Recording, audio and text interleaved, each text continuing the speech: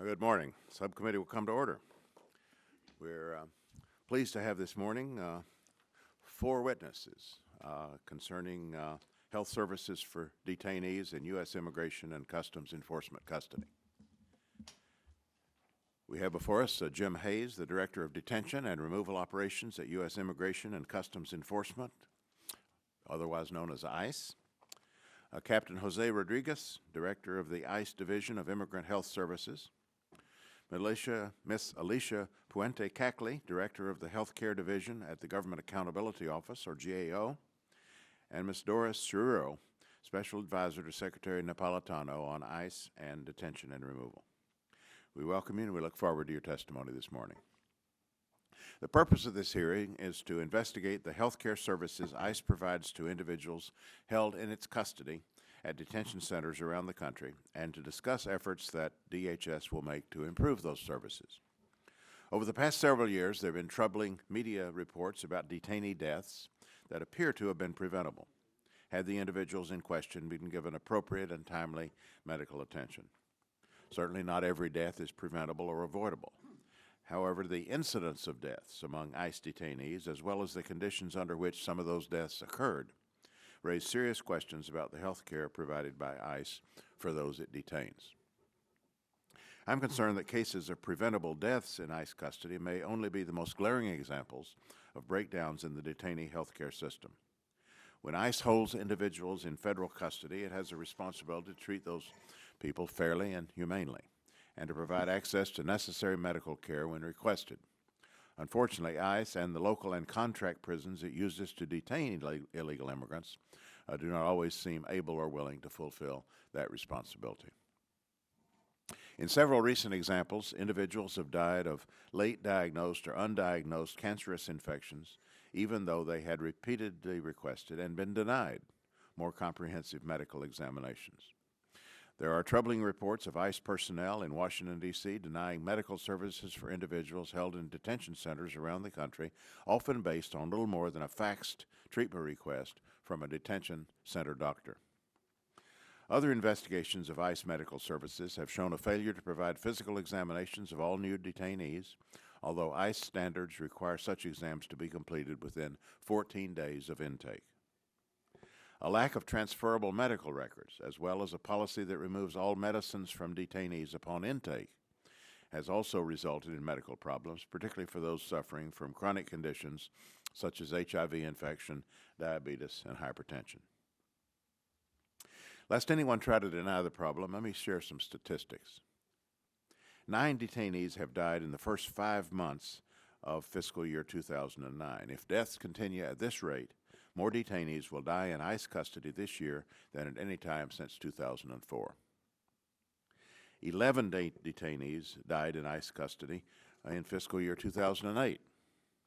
And of the 90 detainees who have died in ICE custody since fiscal year 2004, 6 have died at privately owned detention centers, 8 have died after being transported to a hospital or other treatment location, 22 have died at federal facilities, and 54 have died at local prisons or jails.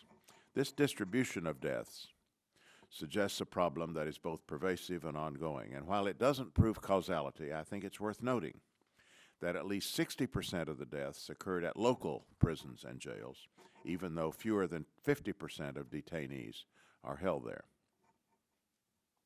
Last summer, Senator Byrd, the chairman of the Senate Appropriations Subcommittee on Homeland Security, Senator Byrd and I requested that GAO investigate these and other troubling symptoms of poor health services for ICE detainees. In particular, we asked GAO to review the bureaucratic structure for providing medical services to detainees, including an investigation into why responsibility was transferred from the Department of Health and Human Services to ICE in the fall of 2007.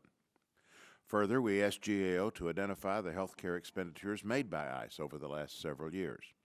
We also asked GAO to evaluate the mortality rates for ICE detainees in comparison to others held in federal custody, such as those within the Bureau of Prison System. Ms. Cackley, we look forward to hearing about what you found. In the 2009 Appropriations Act, Congress provided $2 million for ICE and the DHS Office of Health Affairs to hire outside experts to review the ICE medical system and to offer recommendations on how it could be improved. I understand that this contract has not yet been awarded, which I find unsettling given that the funds for it have been available for more than 5 months. Mr. Hayes, Captain Rodriguez, Ms. Schirio, I'd like for you to explain how you plan to use these funds, when the study will be initiated, and what you will do with the recommendations that are made. In the broader context, I would like to hear from our witnesses about what can be done in the short term and over the longer term to reduce the rate of deaths and other medical problems at ICE detention facilities. Past reports by GAO, the DHS Inspector General, and others have recommended such changes as an electronic medical record system, an independent oversight and appeals board, standardized reporting on detainee morbidity and mortality, and more rigorous inspection and standards compliance reviews. Which, if any of these recommendations, has ICE implemented? Why, if these recommendations have not been implemented, have they not been undertaken? And what else do DHS and ICE plan to do to improve the health services that ICE provides? These are significant issues that literally involve matters of life and death. I'm sure that you all understand that our government has a moral obligation to ensure the well-being of those in its custody. So I hope that our witnesses from ICE and DHS will explain what the agency is doing to improve its health services for detainees. I expect GAO to have some concrete observations and recommendations for strengthening those improvements. We'll ask each of you to summarize your written statements in 5-minute oral presentations. We'll reprint your full statements in the hearing record. Mr. Hayes and Captain Rodriguez, I will ask you to speak first about the current state of ICE detainee health services. Ms. Cackley, you will follow the ICE witnesses explaining the work that you and your team have just completed. And then Ms. Schirio, we will then ask you to discuss how you and Secretary Napolitano expect to address these and any other issues you've discovered about ICE detainee health care. Before we hear from our witnesses, I want to turn to our ranking member, Hal Rogers, for any comments he wishes to make. Thank you, Mr. Chairman. Welcome to our distinguished guests. ICE has a legal and moral obligation to care for the safety and well-being of all those in its custody. I think I speak for all of us when I say that our goal should be to prevent any death. One death is too many. So I sincerely appreciate the efforts of those appearing before us today, as well as the thousands of ICE personnel in the field, to ensure the agency lives up to the solemn duty of providing sufficient health care for all of its detainees. I must stress that ICE is, in fact, performing a humanitarian mission, as it provides basic and essential medical services to its detainees, some 1.5 million since the agency was created in 2003.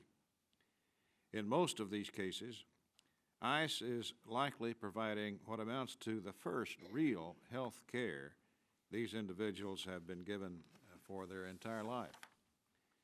As I understand it, each and every detainee is required to undergo a thorough medical screening, and for those remaining in ICE custody at least 14 days, a comprehensive physical exam, as well as additional and specific medical treatment as is indicated.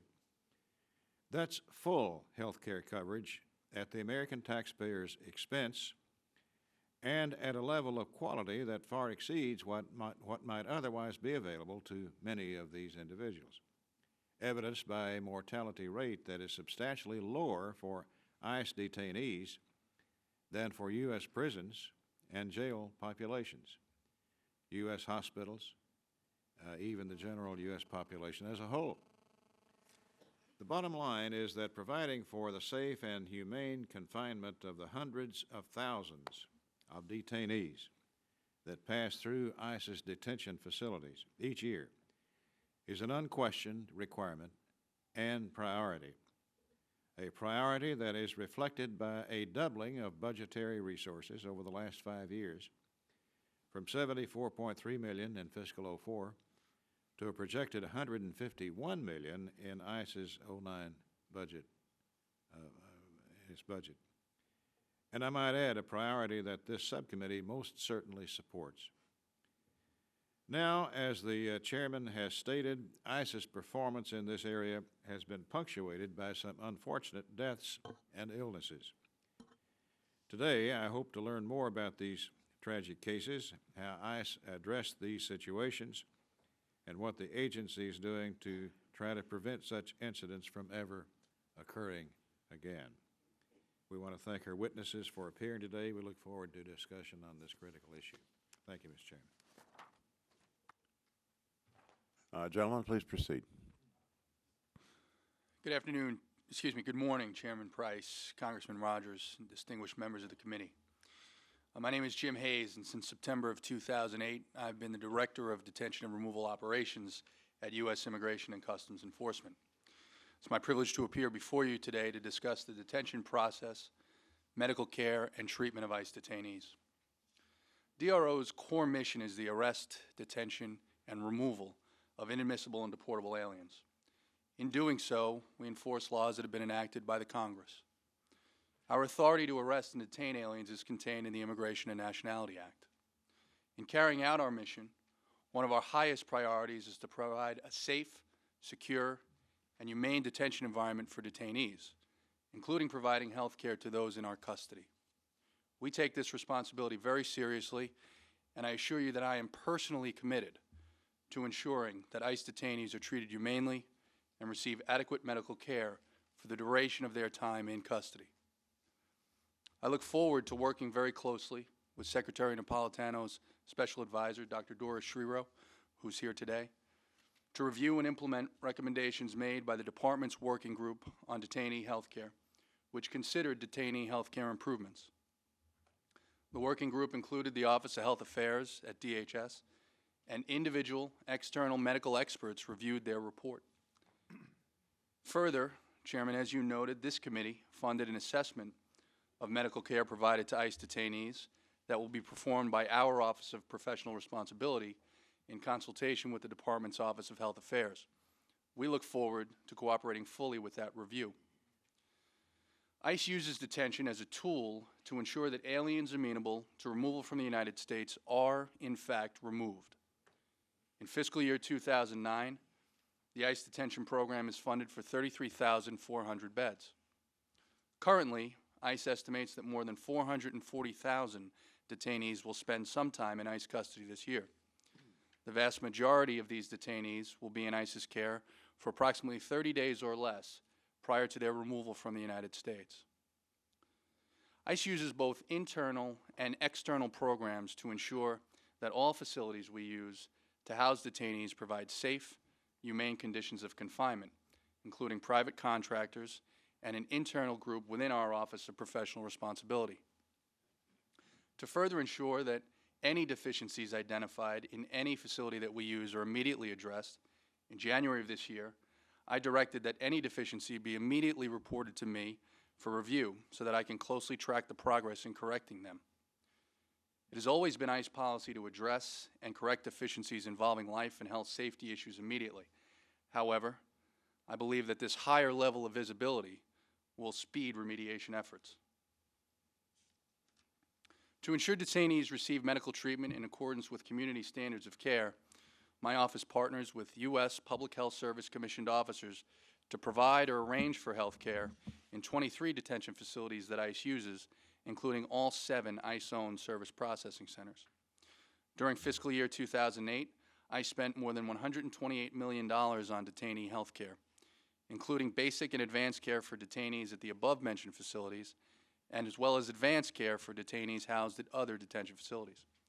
Since the creation of ICE in 2003, more than 1.7 million individuals have passed through ICE detention facilities.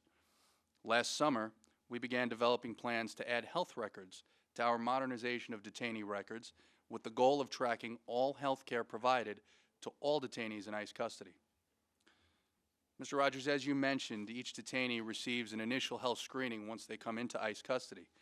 These initial health screenings have proven, in some cases, to be life-saving.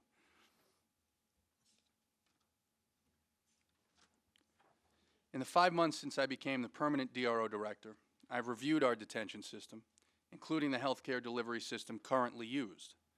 We're faced with a variety of challenges, including the fact that 90% of our detainee population has generally not received adequate health care prior to entering ICE custody, the fact that of the detainees medically screened by DIHS in fiscal year 2008, 34% were identified as having chronic medical conditions, including hypertension and diabetes, that was previously undiagnosed, the fact that we face a lack of available detention space in areas where we're busiest, Southern California, New England, and right here in the Mid-Atlantic region, as well as the fact that rising health care costs for our generally poor health population.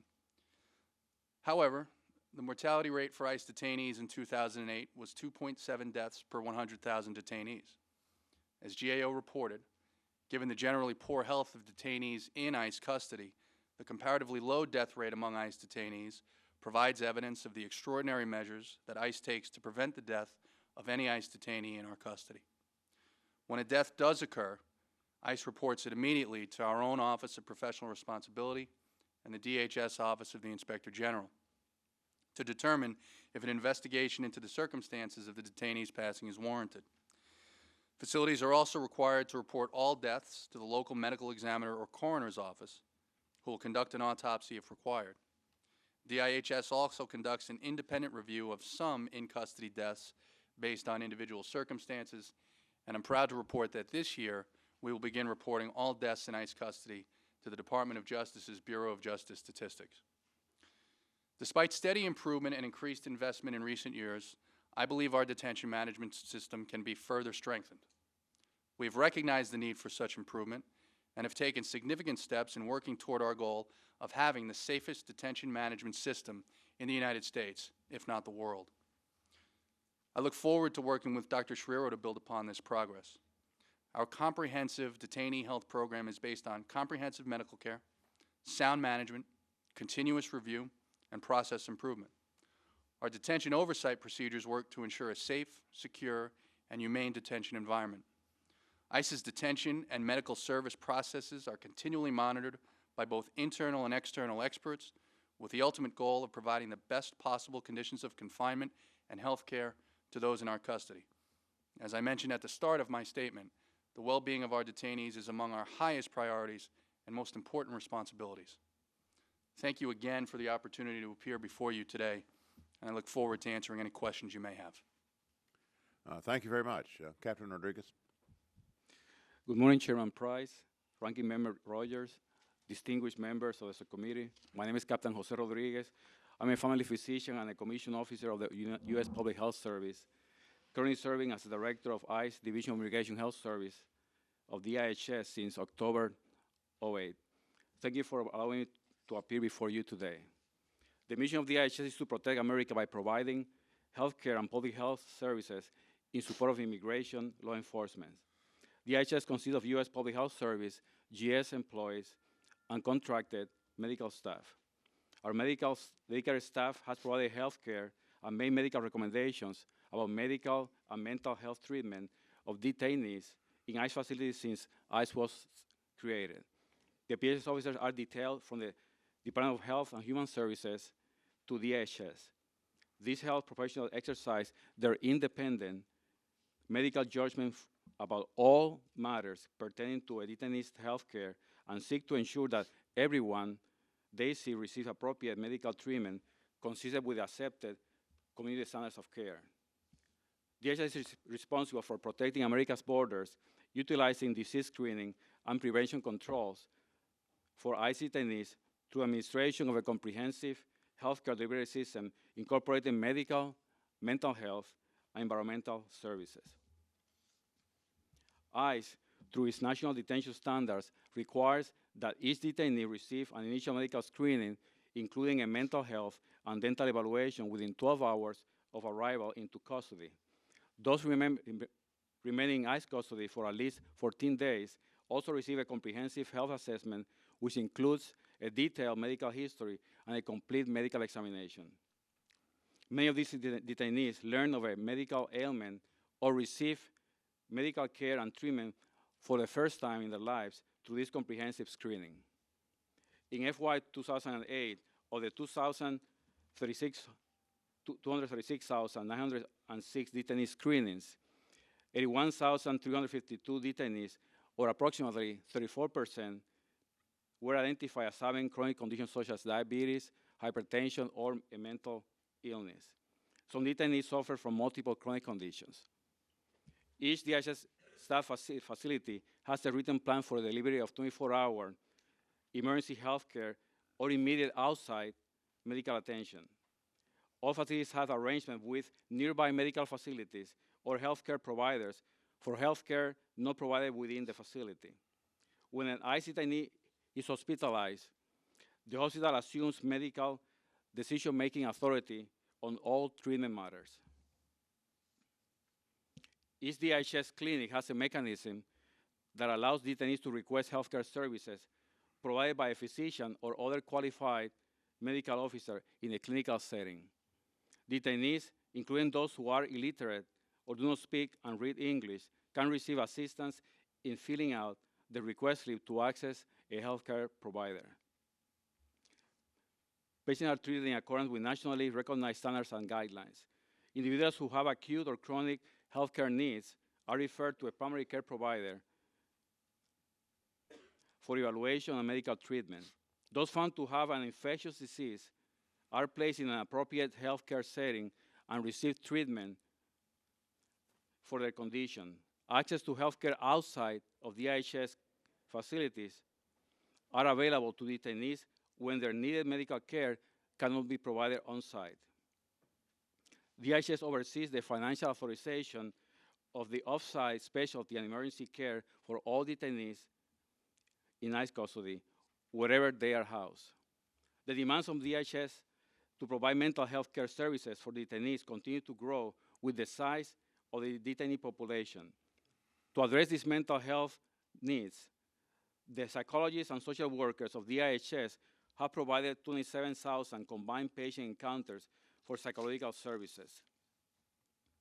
One of our initiatives in the mental health arena has been the development and implementation of a training program on suicide prevention for DHS staff members to increase their awareness of early indicators for potential suicidal behavior. The DHS epidemiology branch monitors tuberculosis cases to ensure continuity of care, whether the detainee is to be released from custody into the United States or returned to his or her country of origin. Between January 1, 2007 and May 31, 2008, ICE coordinated the repatriation to home countries of 156 individuals with active or suspected active tuberculosis. DHS seeks to minimize threats to public health domestically and globally and prevent transmission of drug-resistant or multi-drug resistant tuberculosis. DHS is committed to provide quality medical health care to detainees to help ensure that consistent and quality care is provided. All facilities that are staffed by DHS maintain accreditation from 3 national recognized accrediting bodies to ensure the quality of healthcare meets industry standards: the American Correctional Association, the National Commission on Correctional Healthcare, and the Joint Commission. Detainee facilities are also assessed by using ICE national detention standards to ensure that adequate and appropriate medical care is provided to detainees. All DHS healthcare providers are required to be licensed and credentialed under the same guidelines as those serving in other federal and community facilities. DHS continues to make improvements to better ensure that consistent quality medical care is accessible to all ICE detainees. This is accomplished through regular and frequent communication with ICE DRO leadership and enhancement to existing programs. DHS is actively participating in an electronic medical record work group that is evaluating several electronic health record systems for deployment in the near future. Thank you for allowing me to provide testimony before you committee today. I'll be happy to answer any questions you might have at this time. Thank you. We'll now turn to the GAO report, and Ms. Cackley, you may proceed. Thank you. Chairman Price, Ranking Member Rogers, and members of the subcommittee. I'm pleased to be with you today as you examine health care for immigration detainees in the custody of U.S. Immigration and Customs Enforcement, or ICE. Healthcare for detainees has been an issue of concern as cases of poor health outcomes and even deaths of ICE detainees have come to light. My remarks this morning are based on a report we prepared for the subcommittee, which you released yesterday, entitled DHS, Organizational Structure and Resources for Providing Healthcare to Immigration Detainees. My remarks will cover two key areas that you asked us to examine. The first is ICE's organizational structure for providing health care to detainees. The second is ICE's annual spending and staffing for detainee health care, as well as the number and types of services provided. We did not address the quality of care that detainees in ICE custody receive. As our first graphic shows, ICE mainly uses three types of facilities to house detainees. Of the three facility types, Intergovernmental Service Agreement Facilities, or IGSAs, are the most common. ICE uses 514 IGSAs, which are generally state and local jails under contract with ICE to hold detainees. As the next graphic shows, the majority of the population is housed at IGSAs. In fiscal year 2007, almost two-thirds of the detainee population was held in IGSAs. The remaining ICE detainees were held at 15 service processing centers and contract detention facilities. I need to note that ICE is not able to provide reliable data on the number of unique individuals it detains each year. Throughout our work, we use data on the number of beds ICE used on an average day during a fiscal year, or what is called the average daily population, because this is the only reliable measure that ICE could provide. In general, ICE's organizational structure for providing health care to detainees differs by type of facility. At the largest facilities, staff from the Division of Immigration Health Services, or DIHS, provide health care services. DIHS is comprised of contract employees and officers from the U.S. Public Health Service Commission Corps. About half of all ICE detainees receive health care at facilities staffed by DIHS providers. In contrast, some IGSA facilities engage on-site clinicians, while others have no health care staff on site and rely on community providers to deliver care. Until October 1st, 2007, HHS and DHS had agreements that enabled the use of DIHS medical personnel to provide detainee health care. DIHS is no longer a component of HHS, and public health service officers are now detailed to DHS. DHS officials reported that ICE now has a component named DIHS that provides health care services to detainees. However, DHS could not provide us an organizational chart to show DIHS's placement within the agency. During our work, ICE officials told us that its facilities are not required to keep standardized records or to report routinely on detainee health care. Although facilities are responsible for transferring detainees' medical information when detainees are transferred, the completion of these medical transfer summaries are not monitored. In terms of resource utilization, we found that it was difficult to get a complete picture of healthcare spending, staffing, and services provided to detainees. Data are not available on many of the healthcare expenditures incurred by IGSAs. Likewise, data on medical claims submitted by community medical providers could not be reported by facility type, such as IGSAs. Given those caveats, ICE's available data on healthcare spending, staffing, and services provided generally indicated growth in all three areas. The available data for medical claims and DIHS program operations showed that from fiscal years 2003 through 2007, spending on detainee healthcare rose by 47%. Over the same period, the average daily population increased by about 40%. Likewise, the number of DIHS healthcare staff and the number of services they provided both increased during this time. In conclusion, some aspects of DHS's organizational structure and its current management practices may affect the agency's ability to oversee spending, staffing, and services for detainee health care. Our work identified a number of areas that may merit additional study. These include ICE's ability to account for the number of individuals in custody, reporting relationships between DIHS and ICE, IGSA healthcare record keeping and reporting requirements, ICE's ability to ensure the transfer of medical records when detainees are transferred between facilities, ICE's ability to identify expenditures incurred by IGSAs for detainee health care, and ICE's ability to identify medical claims expenditures by facility type, such as IGSAs. Mr. Chairman, this concludes my prepared statement. I'd be happy to respond to any questions that you or members of the subcommittee may have. Thank you. We'll return to those findings when we do turn to questions. Dr. Schirio, welcome. Thank you. Please proceed. Good morning, Chairman Price, Congressman Rogers, and distinguished members of the subcommittee. My name is Dora Schirio. I'm newly appointed the Special Advisor in Detention Removal Operations to Secretary Napolitano at U.S. Immigration and Customs Enforcement. The Secretary created this position to focus exclusively on the significant growth in immigration detention over the last 5 years and its related issues at ICE. Just prior to joining DHS, I served as Director of the Arizona Department of Corrections in Governor Napolitano's administration. I also led the Missouri Department of Corrections. In both states, we put systems in place to find and fix the root causes of concerns, cutting new lawsuit filings about conditions of confinement by greater than 70%. I also have considerable experience working with pretrial detainees, first as Assistant Commissioner of the New York City Department of Correction, and later as Warden and then Commissioner of the St. Louis City Jails. In each of these jurisdictions, alternatives to confinement were also of concern, and great strides were made. I am otherwise active in making improvements, participating, for example, in an ABA work group that reviewed and revised standards for the treatment of prisoners and detainees. I appreciate the similarities and the differences in civil detention and criminal confinement. It has informed my early assessment during my first several weeks of work and will continue to do so. Thank you for this opportunity to appear before you this morning to share my early impressions about the medical care and treatment of immigration detainees, including deaths in DRO custody, and to outline steps to a course of action to bring about the changes we all want.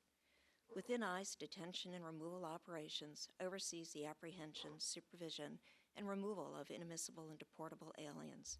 DRO provides, either directly or by contract, as has been testified, for the safety and well-being of detainees pending their removal with policies, processes, and appropriated funds.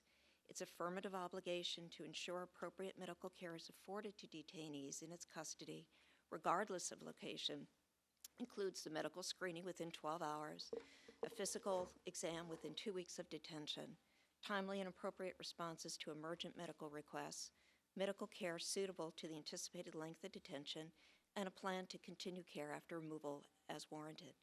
As documented in GAO reports, among others, we know that this does not always happen. Likewise, since its inception of ICE in 2003, there have been 90 detainee deaths in ICE custody, including 76 of natural causes, 13 by suicide, and 1 by accidental overdose. Despite gains made over time, in several recent accounts, the medical or custodial care provided appeared contrary to DRO policy. DRO has an average daily census approaching 33,400 in detention, and as many as 17,000 in the community on supervision on any day. By year's end, over 400,000 will have been detained, its size rivaling that of any other system.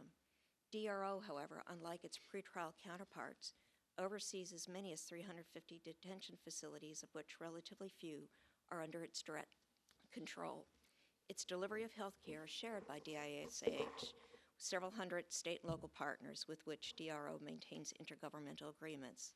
As we've heard, DIHS is direct care provider to many of the population, with the remainder receiving routine health care on site by IGSA providers or others, and emergent and specialty care off-site through DIHS. DRO expended about $128 million through per diem payments and DISH during fiscal year 2008 for the medical, dental, and mental health care afforded. DRO is expected to get larger in the immediate future. ICE plans to increase its detention capacity by 1,400 beds during fiscal year 2009 and is seeking funding to add about 1,000 more beds in fiscal year 2010. We recognize that we need to do more quickly. Concern has been expressed within government and by the community for some time about the medical care and treatment that ICE detainees receive and detention deaths in custody. In my view, there is reason for concern. There is also real possibility for measurable, sustainable improvement. The fiscal year 2009 appropriation provided $2 million to ICE to undertake immediately a review of the medical care provided to people detained by DHS. This is an important opportunity for ICE to convene stakeholders and subject matter experts to build upon the body of knowledge already in print, including a recently completed report by a DHS working group that was formed last summer. While this review gets underway, I will complete my overview of written materials and continue to tour facilities in every part of the country, speaking with staff and detainees wherever possible, and meeting with my colleagues in state and local enforcement and non-governmental organizations in each area that I visit, and to inform future budget and planning for a delivery system consistent with medically accepted community standards of care. DRO and DISH will redouble its collection of data, yielding more news and less noise. Last, Secretary Napolitano has asked that I submit preliminary findings and recommendations to her shortly, and I am preparing to do so. I anticipate that an assessment will be ready for your review shortly thereafter, and that it will include deliverables upon which you can count. Again, thank you, Mr. Chair. We can make a difference, and we will. Thank you very much. Thanks to all of you.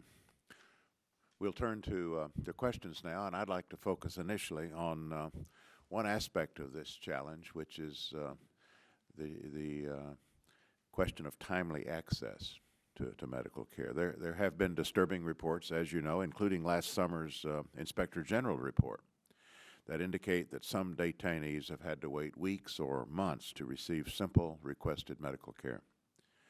Generally, this seems to be because the facility at which they were detained either does not have an on-site doctor or nurse, or because a doctor or nurse is available only sporadically on a part-time basis.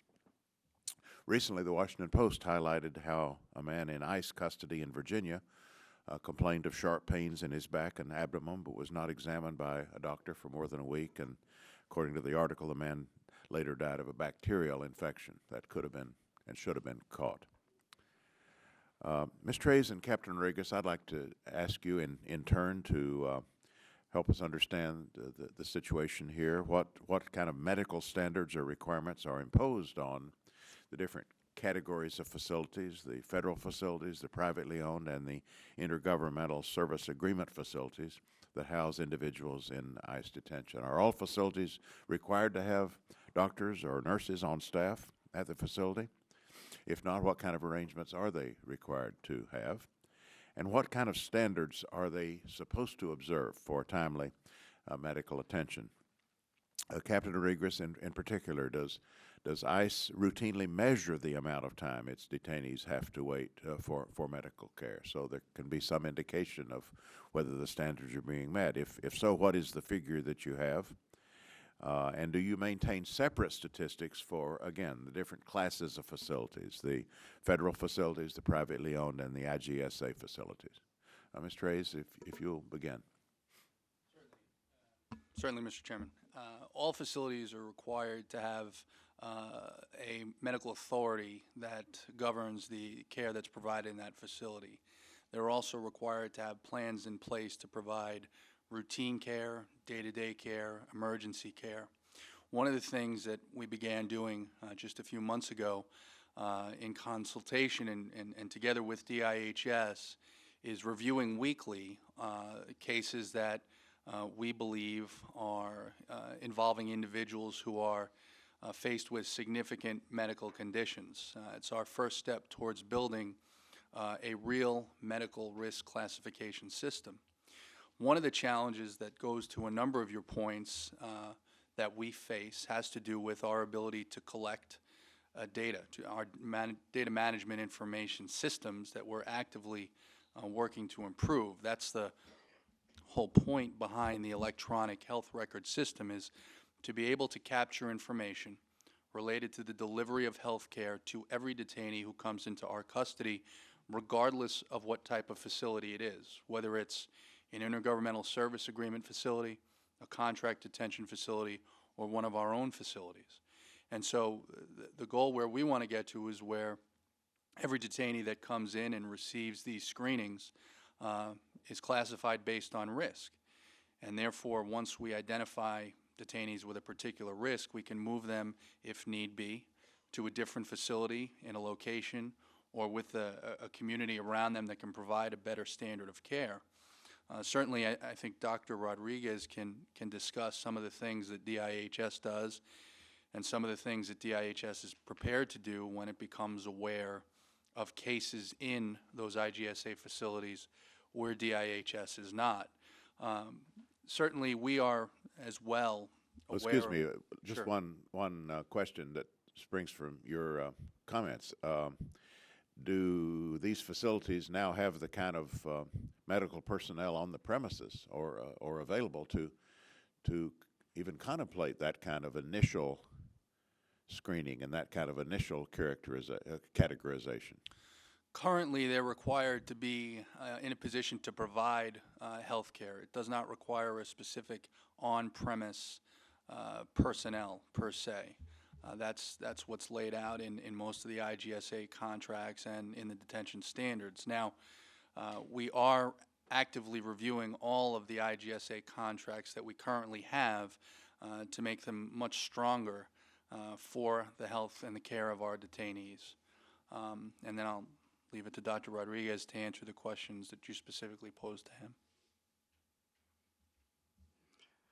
Okay, when it comes to the standard for access of care, all the care that cannot be provided on-site by the facility, regardless of whether it's an IGSA or a DIHS staff facility, goes through a process called a TAR request, which means treatment authorization request.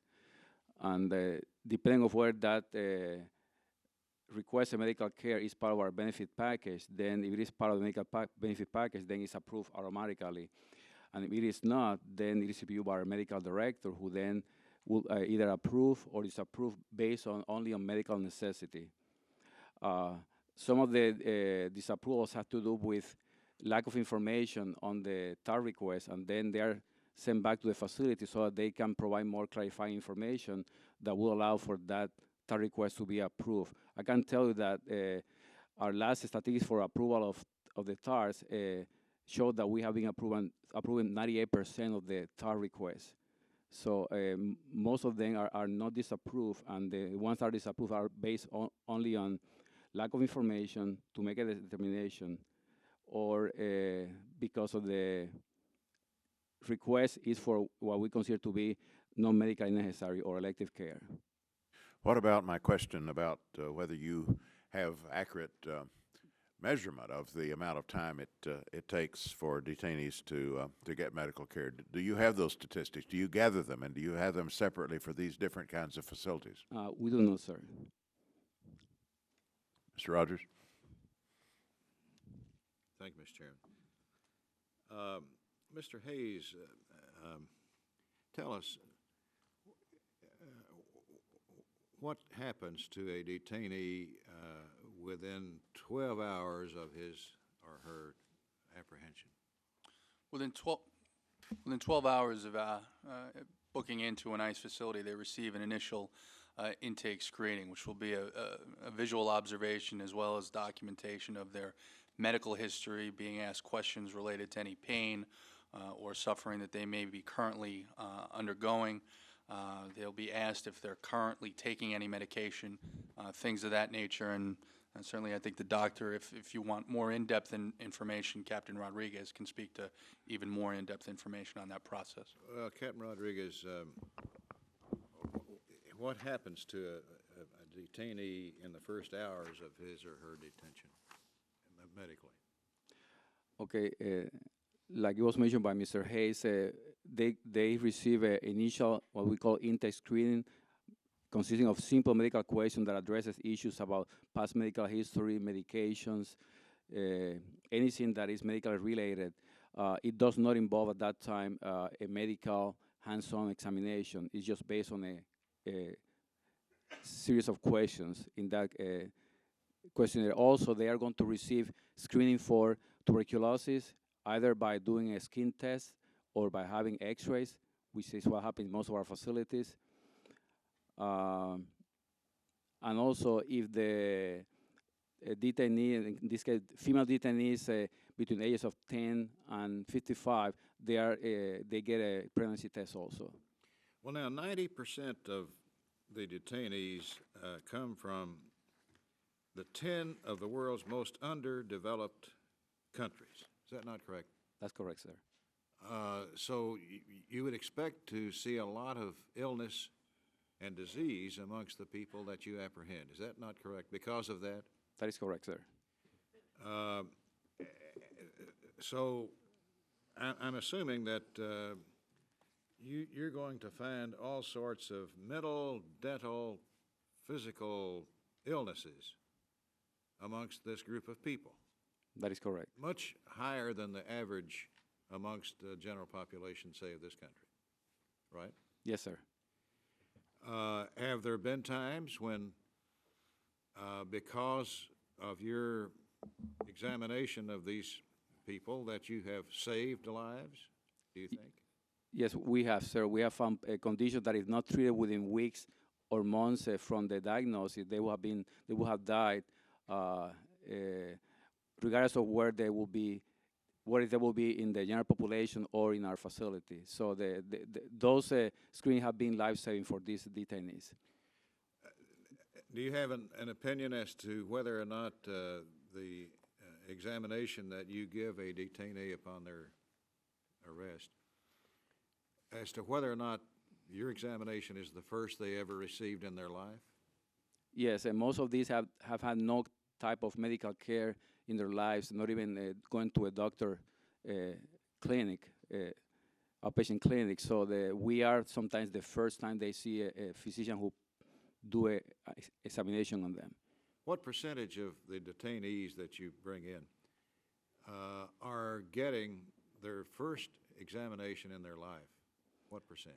I don't have those numbers, sir. Give me a guess. Half? I would say more than that, sir. 3/4? Probably. 2/3? If I may, Mr. Rogers, it's definitely information that we want to begin collecting because of Yes. the very fact that you point out that we don't have numbers to quantify it, but in the medical opinion of the DIHS experts that are screening these individuals, it is in fact in many instances the first time in years or their lives that they've been seen by a medical doctor and asked these types of questions. Well, I would assume that in the course of those examinations, you discover hypertension, diabetes, tuberculosis, asthma, HIV/AIDS, seizures, dental needs, heart disease, what have you, right? That's correct. And some of them, for example, the people have even gotten procedures such as a bypass or stent placement for cardiac disease that they would have never dreamed to have received in their native countries because they were not diagnosed and they know they have a potentially lethal heart disease. And have you intervened in those types of cases? Yes, we have, sir. With what? Sending them to a specialist who will perform the surgery. Cardiac surgery? Correct. That's correct. And has that happened more than once? I don't have the numbers, but I know of a few, sir. Well, the mortality rate in '08, as has been described, is 2.7 deaths per 100,000 detainees. Can you, Mr. Hayes, can you compare that to other mortality rates that might be relevant to this discussion? Well, GAO recognized in their report that our mortality rate was lower than other prison populations. However, one of the factors that makes it difficult to compare is the fact that we've been talking about for the last couple of minutes, which is our population is generally in poorer health, certainly than the prison population of other prison populations in the United States. If I could just briefly, quickly, because it's relevant. I have before me here a chart that shows the detainee mortality rates from '04 to '08. And I think this was supplied to me by ICE. I believe so. Is that accurate, Mr. Hayes? I believe it is. I'd like to enter that in the record, Mr. Chairman. It shows the rate, mortality rate has decreased from 10.8 per 100,000 in 2004 down to 2.7 in 2008. And secondly, the ICE healthcare spending that this subcommittee has approved for the department from '04 to '09, 74 million in '04 to 151 million for the current fiscal year. Is that accurate? I believe it is, sir. I'd like to enter that in the record too, Mr. Chairman. Thank you. Those charts will be entered in the record. And now we turn to Mr. Rodriguez. Thank you very much. If I gather anything, I want you to tell me if I'm correct or not from the GAO, is that you indicated that there's no standardized records, that the picture is vague, that healthcare records are not being kept appropriately or are not there. Is that correct? You don't have a good feel for what's occurring? When I say that there's no standardized record keeping, I mean that there's no standardized way to. It's not that no records are being kept; it's that they're not being kept in a standardized way. So in some places there may be electronic records, and in other places there may be paper records, and they can't be easily. And you're having a difficulty gathering and making an assessment of what's Exactly. occurring. Okay, thank you. And the testimony, Mr. Hayes, you indicated that. I think I quoted you right when you said that not all deaths are listed. I'm sorry. I don't. When you talked about and reported on, in terms of the deaths and their low death rates and anything, but did you also indicate that not all the deaths were listed? No, I'm sorry. I don't recall saying that. So so all the deaths are listed then? When you say listed, Well, I don't know. I think I picked that up from you when you were talking, dialoguing. I'm sorry. Reported. Reported. I was talking about all deaths being reported to the Office of Professional Responsibility, the Office of the Inspector General, the local health So authorities. they are? They are, sir. And was that picked up on the GAO? All the deaths that occur within all the different existing groups? The information that we had on the deaths was information that was given to us by ICE. We didn't do any separate confirmation. Okay, you didn't confirm. You indicated also, Mr. Hayes, that you also were following out to get a report of your deficiencies. Were any other deficiencies outlined based on your reports that you received that were not indicated by the GAO? Well, this relates, again, this began in January of this year. I directed this process happen, and the process as it happens now is there's a closeout every time a detention facility is inspected by either a private contractor or our own Office of Professional Responsibility. And what I've directed is that if a deficiency is identified in any standard, in any facility, that it be reported to me the same day so I can personally track the progress on correcting those deficiencies, or if necessary and warranted, make a determination where immediate action is necessary. Does the GAO have a list of those deficiencies that have been outlined? No, sir. I believe the GAO conducted their work last year, and this has only been ongoing since January. Okay. I'm concerned about two types of facilities. Now, of course, I'm concerned about the others, but one is where the families are being held. We have one in the Hado facility in Texas in terms of how they would get access to health care. The second is that we also have facilities where only young people are there, under 18. I know we have one in San Antonio and others. And I know we're talking about health care and access to health care, but one of the few legal, I know they had access, they didn't have access to appropriate legal access to attorneys, especially the young people that don't have their parents with them. Some are 5 years old, others are a little older. In order for them to get any kind of service, I think that they would need legal services so that they can play. Do you know in terms of how that's coming about in those types of facilities? Well, in the facilities that you reference where juveniles are held, they're actually managed by the Office of Refugee and Resettlement, and that's within, I believe, the Department of Health and Human Services. And so we're responsible, actually required by statute, to turn juveniles over to them within 72 hours of their arrest.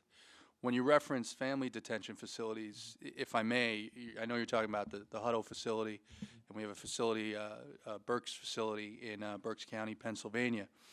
The reason why the facility in particular in San Antonio became necessary was because of the desire to end the policies of catch and release along the southwest border, as well as to end the practice of tremendously horrific exploitation of minors by violent alien smugglers who were using children to pretend that they were family units and therefore expecting release upon arrest by the Border Patrol.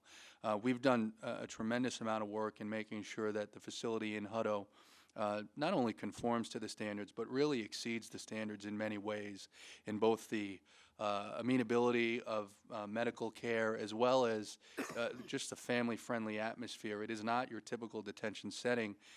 We understand that there are certain special differences when we're talking about detaining family units, in particular children, and we've made great strides to make sure that Hutto is as friendly and as convenient an atmosphere to be detained as is possible. Yeah, Dr. Schirio, I would just make a comment that I would ask you to please follow up, especially in those sites where we have families that are being held, as well as those sites where we have just young people that are being held, not only in terms of access to quality care or appropriate care, but also in terms of legal services. So with that, I'll stop. Thank you.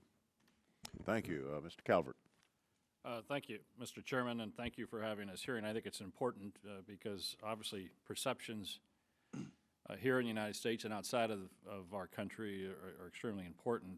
With that, Mr. Hayes, is this correct, the statistic that you gave us? Approximately 1.5 million people have gone through the system, ICE system, since the beginning, and there's been approximately 76 natural deaths, caused deaths, and about approximately 13 suicides. Was that a correct number? Yes, sir. I think perfection in any organization is a noble goal, and whether you're in business or in government.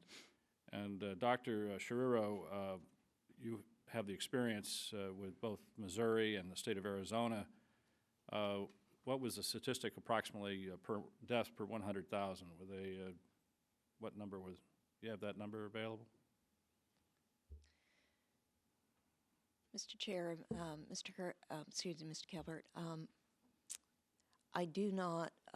Did it exceed 2.7 deaths per 100,000? I believe that it did. We, like all state systems, report also to Department of Justice, Bureau of Justice Statistics. If you could find that number in Yeah. the future and submit it for the record, I Certainly. would appreciate it. But your belief is that it exceeded 2.7 per 100,000, both in the state of Missouri and Arizona? Yeah, both the actual and proportion of deaths for the size of this population is appreciably small. Dr. Rodriguez, obviously you have a significant number of people that are going through the system every year. If you've determined that a detainee have never received medical care in their life, are vaccines provided for the individuals? Are you doing any of that kind of preventive medical care? Usually we provide for acute and chronic illness and any specialty care that is required outside of the facility, but we don't routinely provide the vaccinations because usually they have to be provided as part of a protocol. So just one shot is not going to provide the protection, and if the country to which they are being returned cannot follow through with that, then you haven't accomplished much when it comes to vaccinations. One of the comments you made in your testimony I'd like to follow through on, and that's the issue of tuberculosis, especially drug-resistant TB. And you've found a number of cases that have been going through your detention centers. Do you see any, do you work with the Center of Disease Control when you find a case of tuberculosis? Do you report that to the CDC?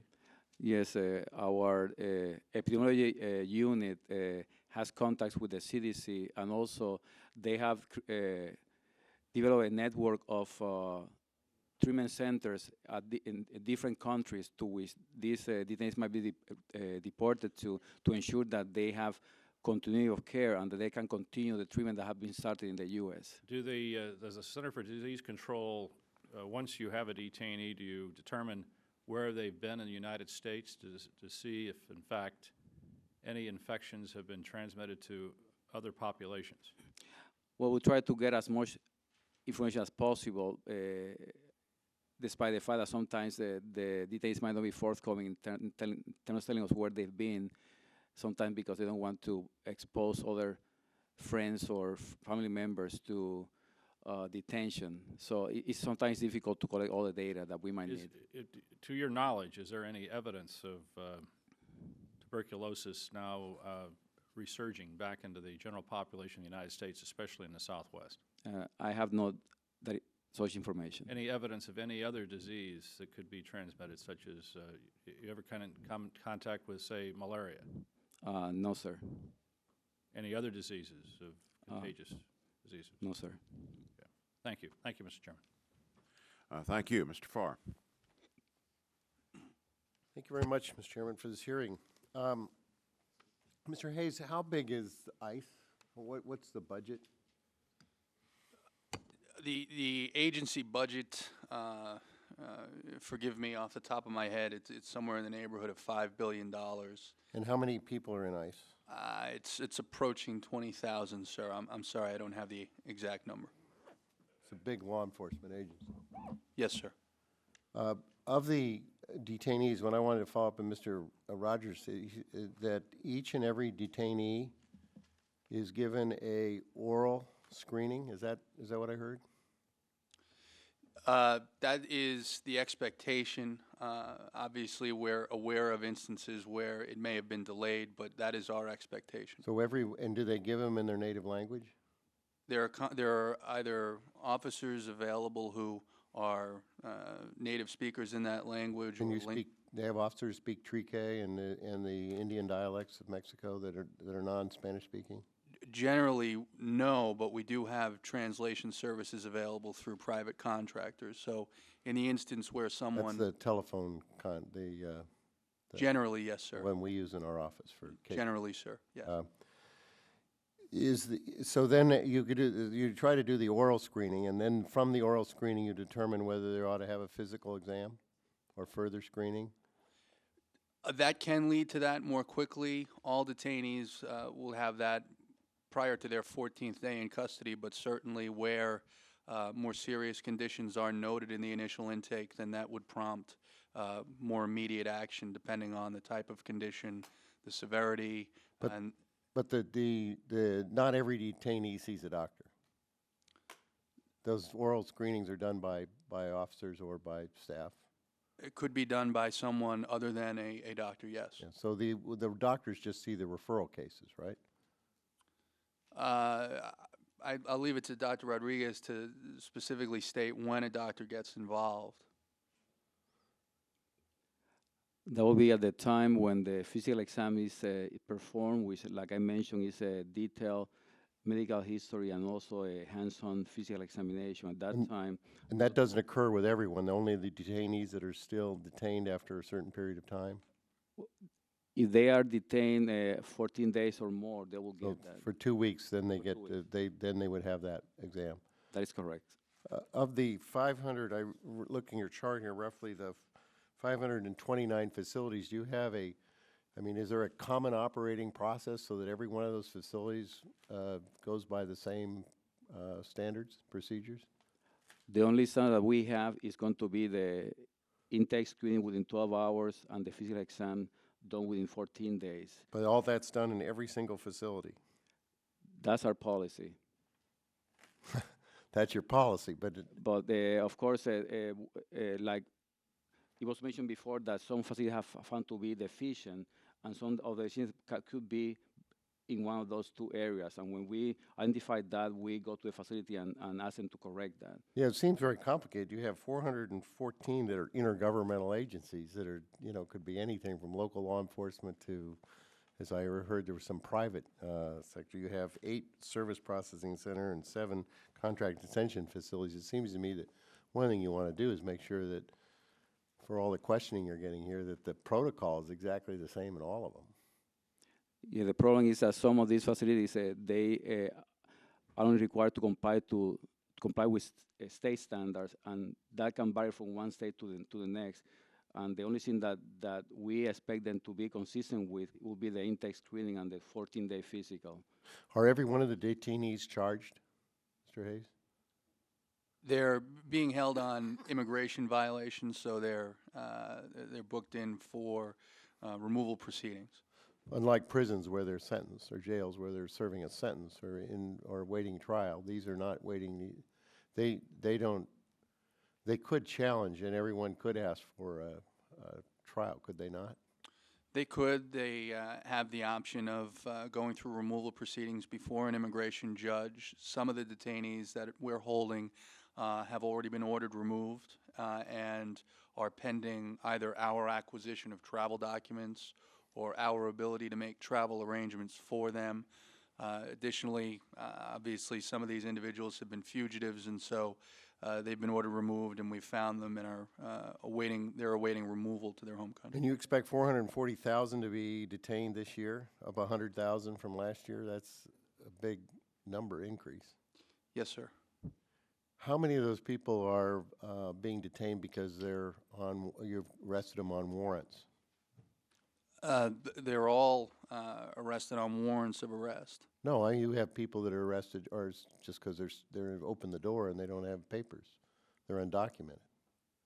They don't. They're all detained for committing immigration violations. But they're not all detained because they have an outstanding warrant. Now, some of those cases, a warrant of arrest will be filed after the arrest. That's correct. Thank you. More questions, Mr. Chairman. Thank you. Thank you. Mr. Carter. Thank you, Mr. Chairman. I represent the T-Don Hutto Detention Facility. It's in my district. It's about 15 miles from my house. So I'd like to know, I visited that facility, I don't know, 10 times at least, and my staff's visited more times than that. Can you talk to us about the specific challenges that are unique to family facilities and what ICE has had to do and some of the things we've had to do to convert and make sure that the T-Don Hutto unit is meeting its responsibilities? Some of the specific challenges, obviously, your traditional prison settings aren't appropriate for children, and it can be certainly somewhat challenging to find such an environment and to create such an environment where it doesn't appear to be a traditional detention setting.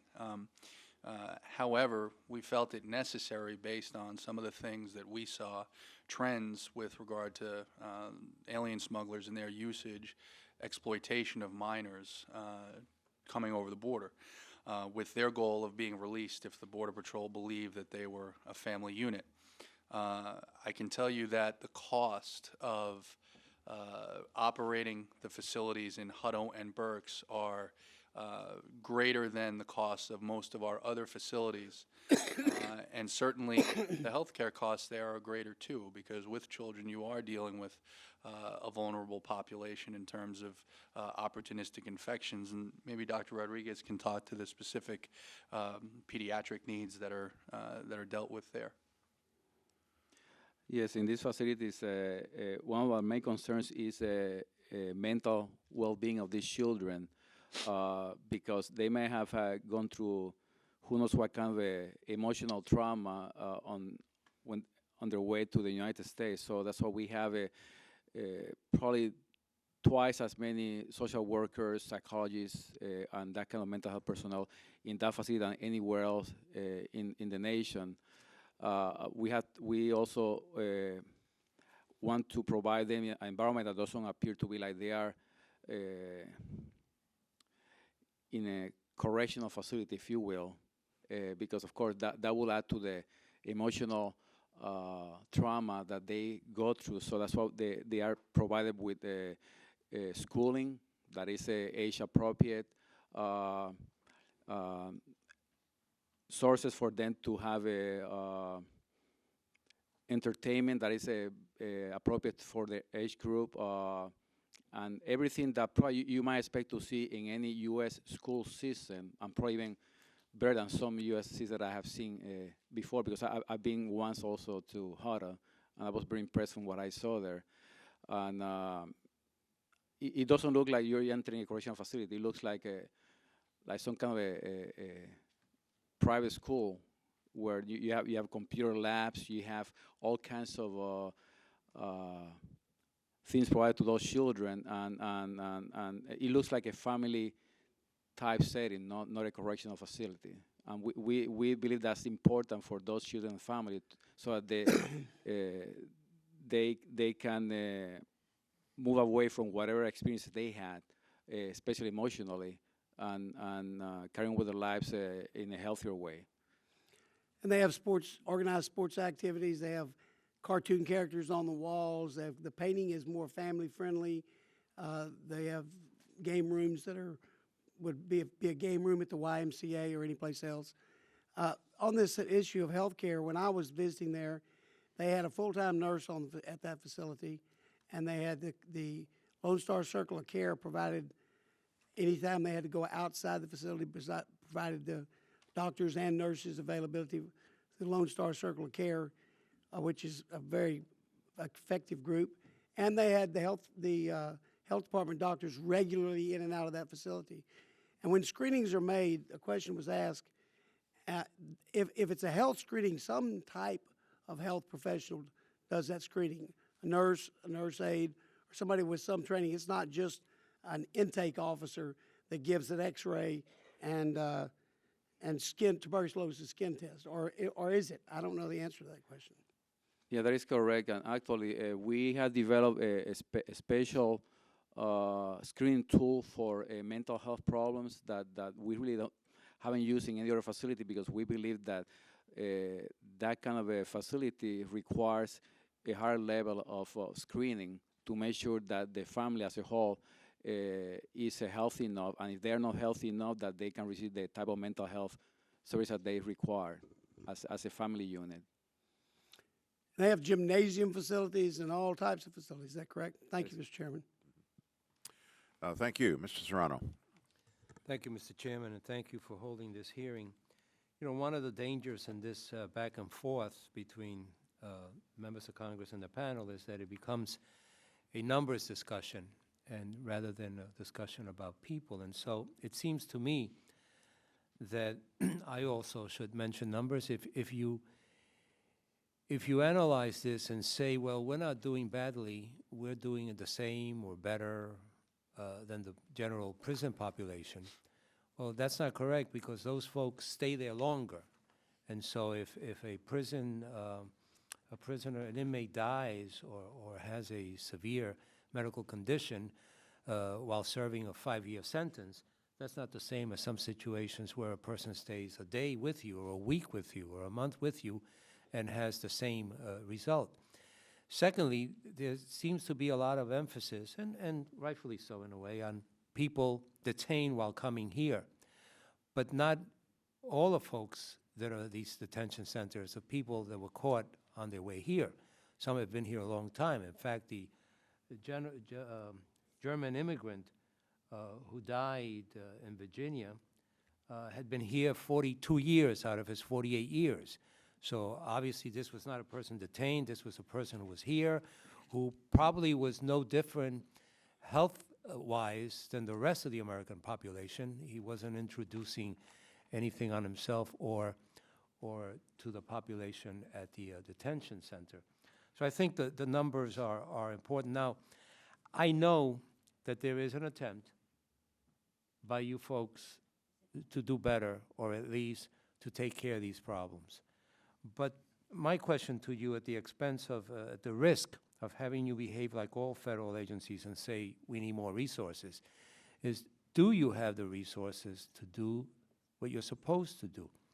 And that's one question. And my second follow-up question would be, in the cases where people cannot identify or have no ability or don't care about a person's complaint about a pain, a condition, can we train those folks to understand that the way a doctor would? If I came to you and said my back hurts, and knowing me, I would complain about everything hurting, but you as a physician would say, okay, let's talk about that.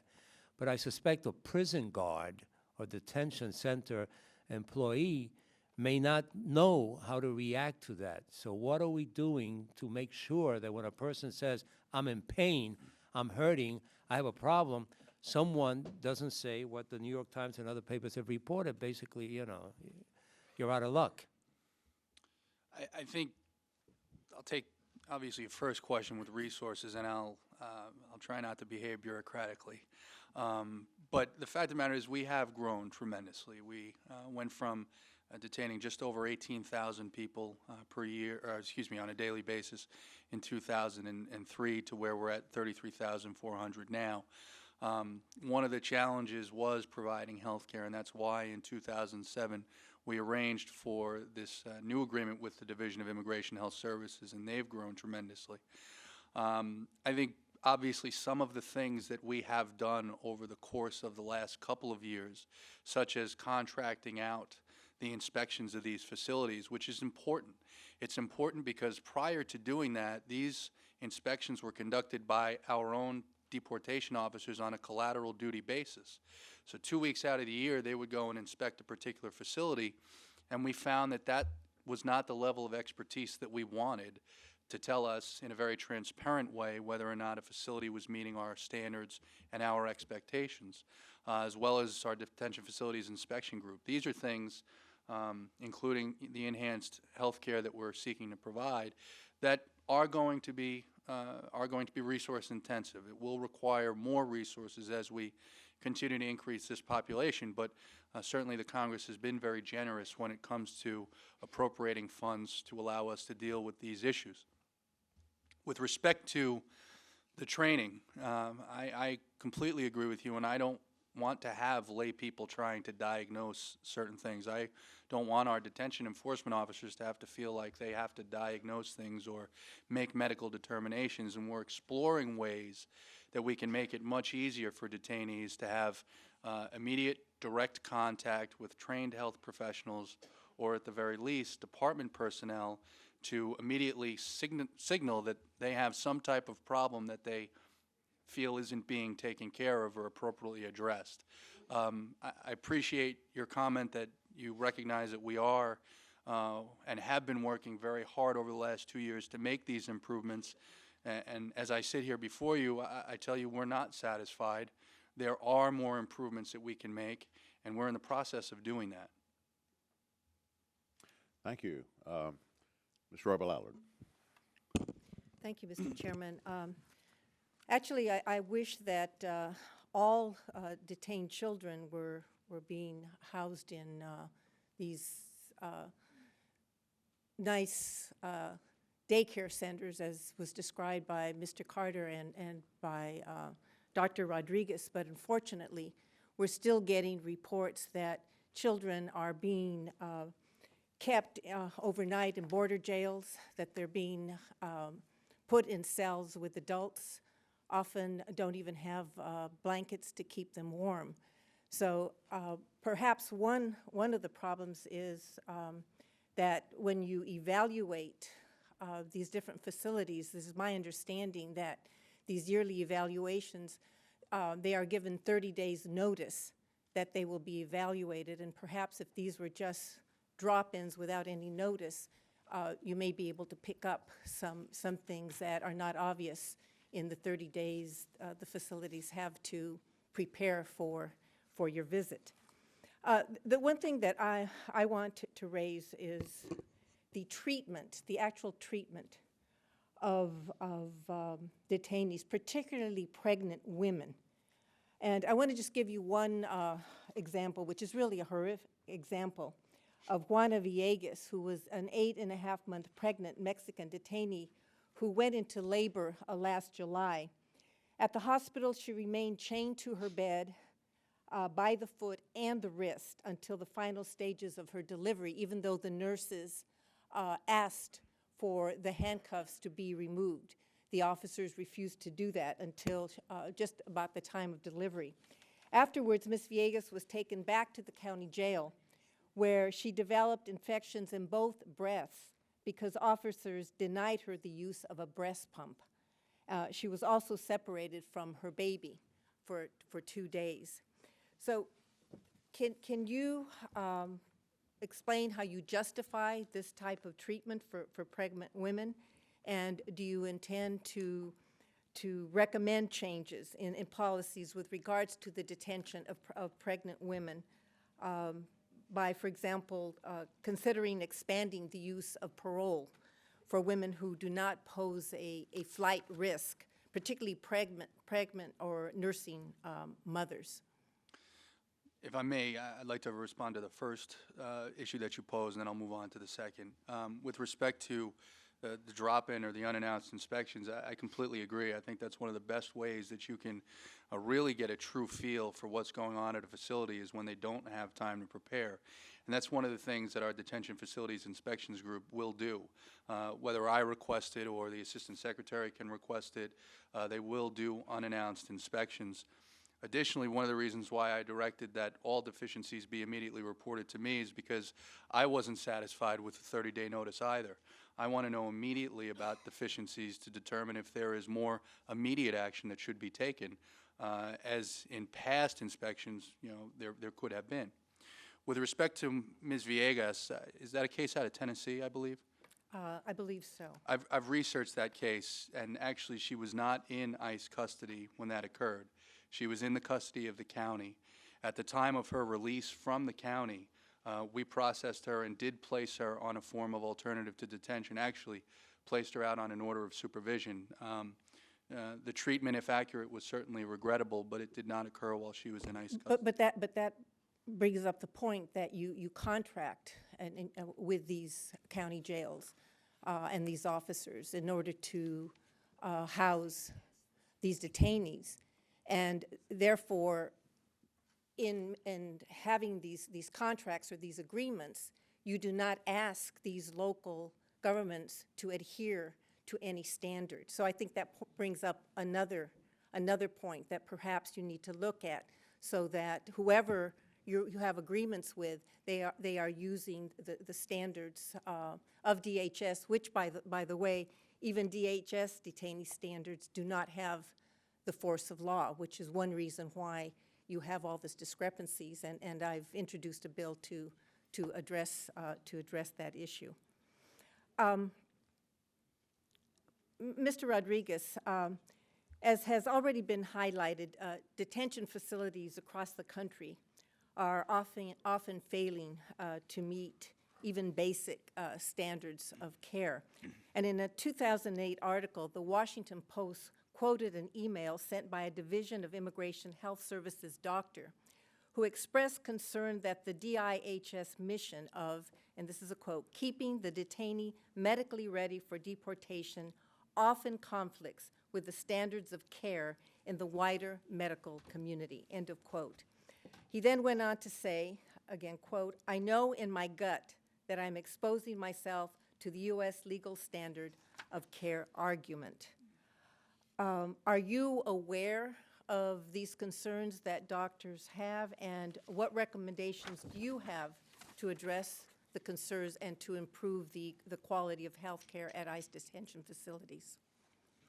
DIHS is the medical authority on all health matters related to detainees.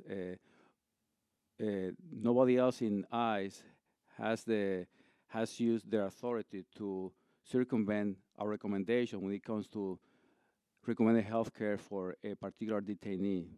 So what we do, we inform them of the medical condition of the patient, what the treatment that is required,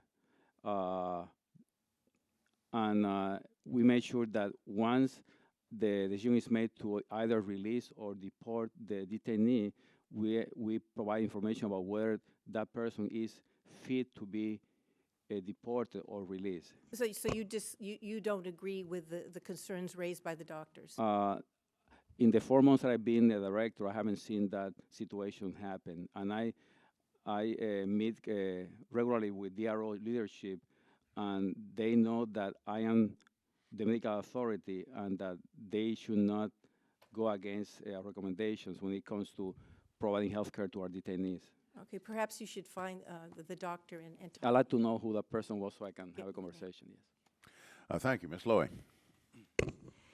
Thank you very much, Mr. Chairman, for holding this important meeting. I believe that in response to Congressman Farr, Dr. Rodriguez, you said that there is first an oral exam and then hopefully a physical exam within 14 days, correct? That is correct. But what if the detainee doesn't know that he has an infectious disease, which is probably the case most of the time? Why isn't there an immediate physical exam? And does ICE need more money to be able to do this? How long is the average wait before a detainee has his first, he or she has the first physical examination?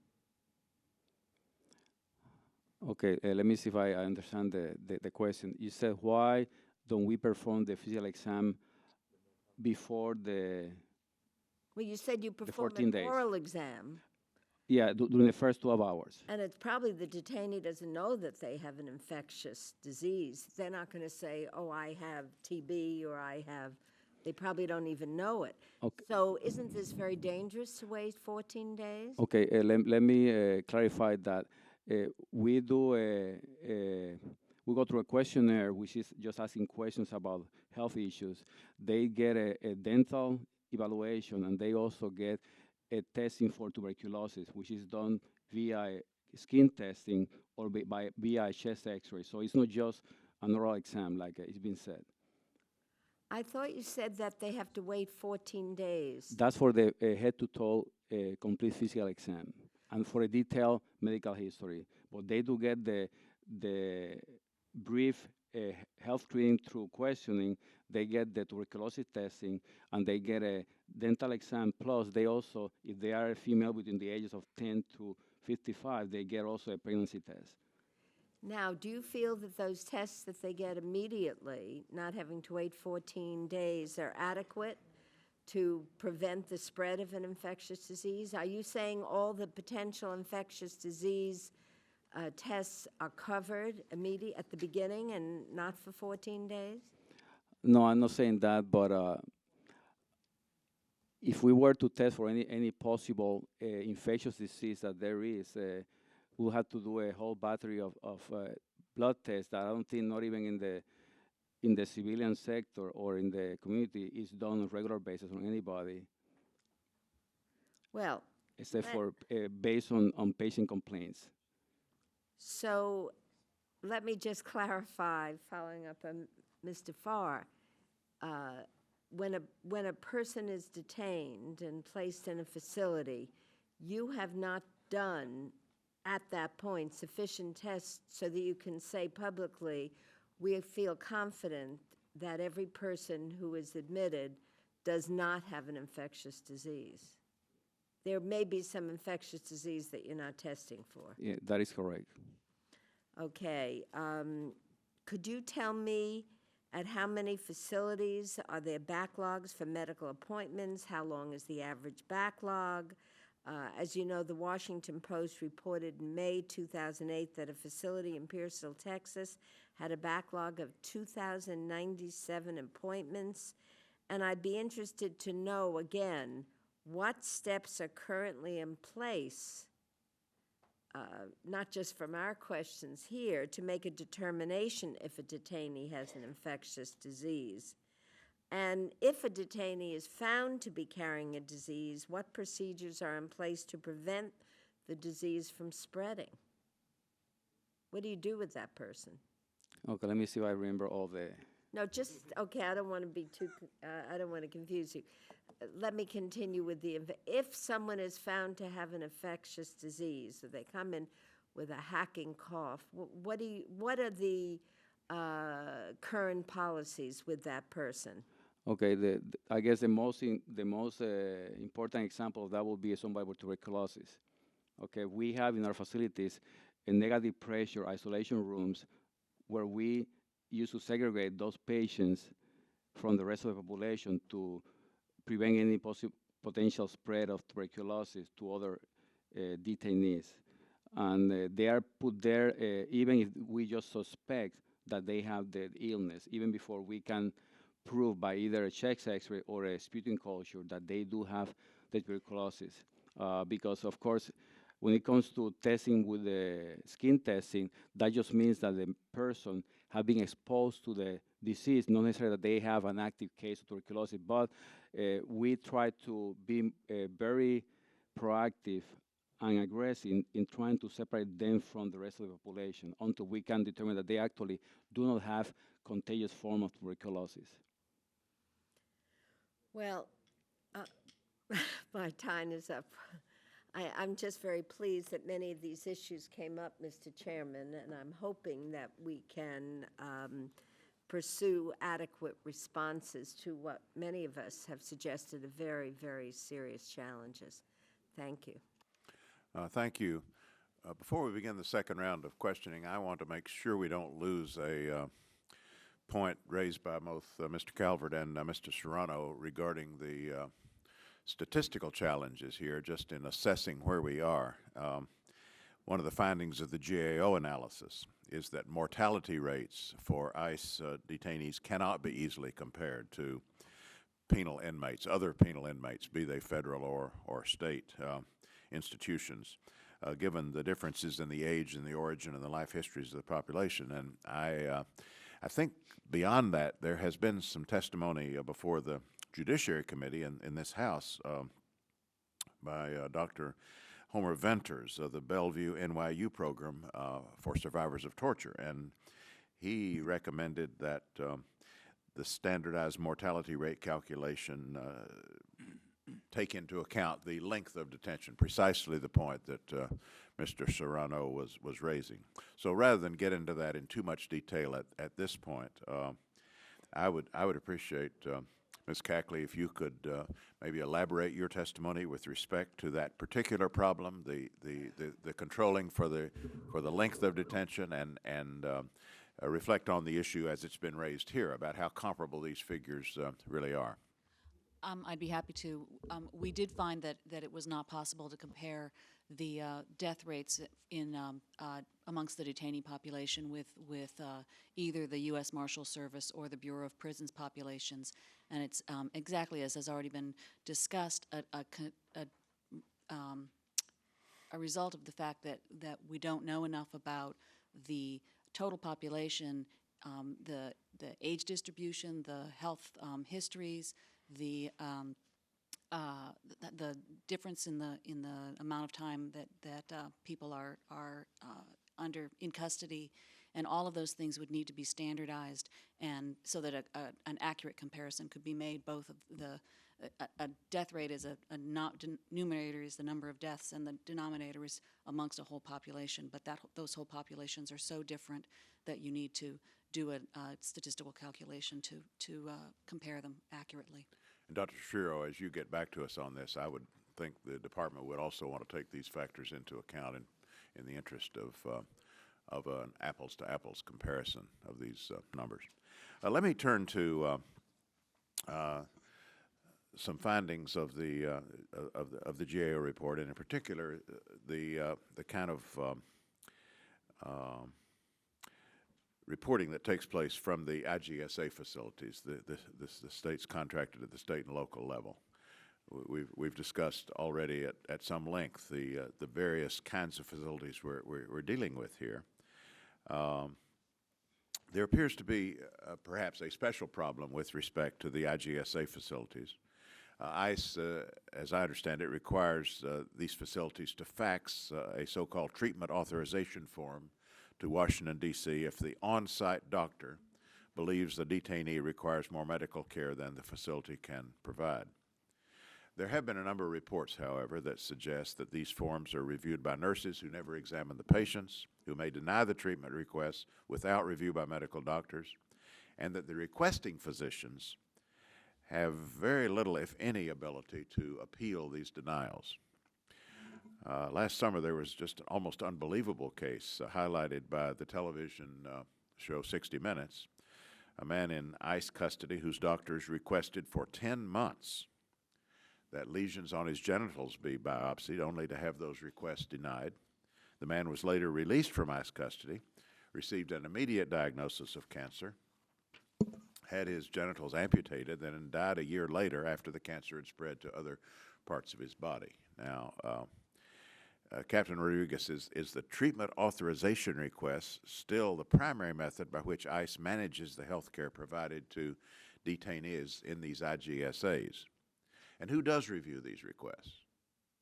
And how are the denials decided? And what rights of appeal do the on-site doctors have? We still use the TARP process to authorize care at those facilities when the care is not available at the facility. First of all, the requests are reviewed by a nurse, okay? Because if the requested procedure or consultation is within our benefit package, then it is going to be automatically approved. So it doesn't require any higher level of review. If it is not there or the nurse have a question about whether it should be approved, then it goes to the medical director, who is a physician. And only the physician has authority to deny a healthcare request that has been submitted by the facility. So the nurse does not have the power to deny. Correct. But the nurse can ask the facility to submit any clarifying information if she feels that the request is incomplete. So that's one of the reasons why a TARP request can be denied, whether it was incomplete, or number two, well, because it was seen by the director and the director felt that it was not appropriate. Well, the case I cited, it's hard to believe anyone wouldn't think this was a legitimate case. But beyond that, you're telling me that that either a case is approved by this nurse through this screening process, or there is a medical officer who reviews the case. That's correct, sir. In your opinion, has that been a reliable, routinized process, or has there been some slippage? Well, in the 4 months that I've been in the division, I haven't seen any cases that rose to that level that happened before my time, and I can tell that I don't know how that happened.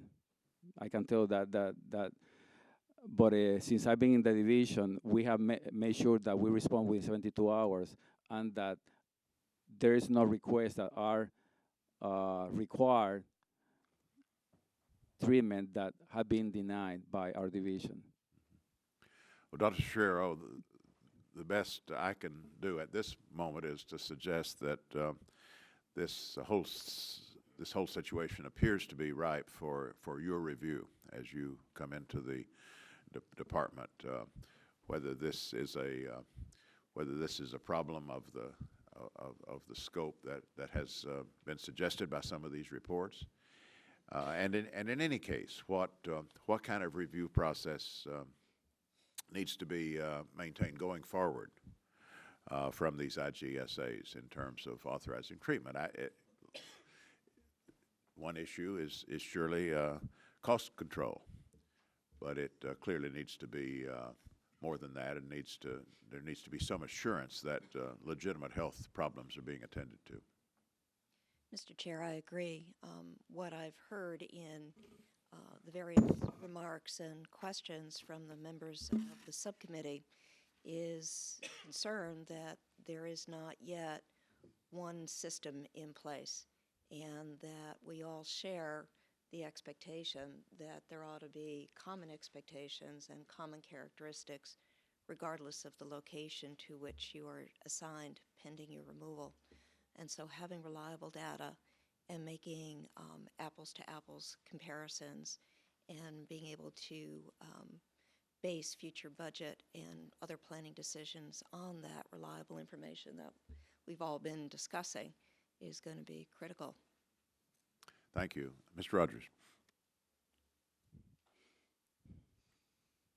Well, I think we have to keep in mind that this is the detention program for people who are illegally in the country. It's not a health program. We're not talking about a health screening program here or a hospitalization. We're talking about detaining illegals before they're deported, and whether or not we're furnishing adequate medical help while they're in our custody. And I think we have to keep that in mind when we talk about how we're screening or not screening people.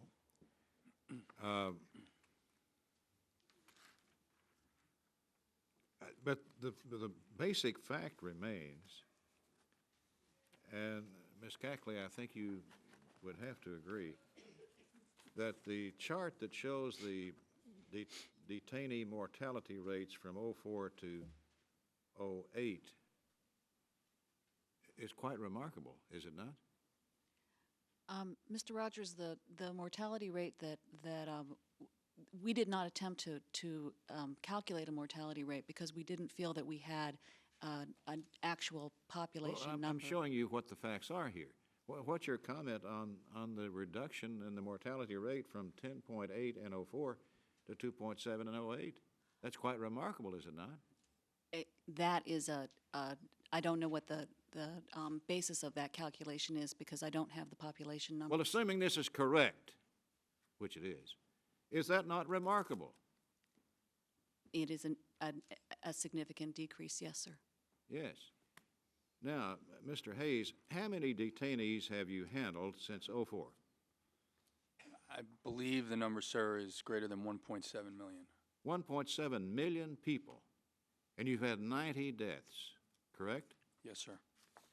And only 7 of those were female, correct? I believe that's correct. 17 are Cuban.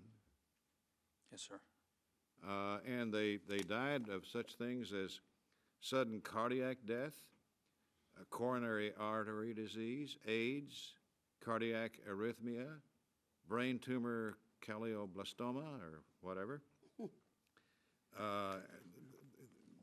90 people out of 1 million, what? 7. 1,000,007. To me, that's remarkable. I don't know what we're complaining of here. In fact, I think we ought to be complimenting you for this tremendous reduction. How did you achieve that? Well, I mentioned some of the things that we've done to increase the oversight on how we provide medical care to detainees. Certainly a big step was increasing the percentage of facilities where DIHS is, and I think that has a lot to do with it. I have a list of the people who've died in detainees who've died. Their name, their sex, their date of birth, their country of origin, the date they died, the facility where they died, the autopsies, and the cause of death. Is there anything wrong with that becoming a public list? I honestly would have to deflect to the department's general counsel, but we can certainly get back to you with an answer, sir. I'm prepared to file the list unless it would violate some privacy provisions or what have you, Mr. Chairman. I'll tender the list, and if it's appropriate, it might be good to be part of the record. Based on appropriate review, we will put it in the record. But these people died all over the country. I'm looking at Middlesex, New Jersey, Louisiana, Pennsylvania, Virginia, South Carolina, and so on. It seems to me that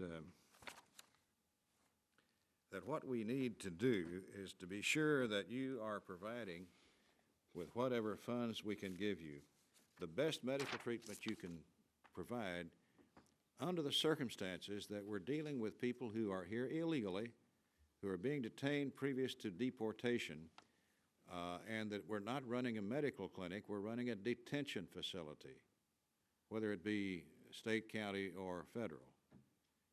Is that not correct? Yes, sir. Our goal is to provide the most adequate level of medical care that the detainees in our custody need. I don't think you're hurting for money. Are you? Do you need more money? No, sir. I didn't think so, because you've got $151 million for the current year.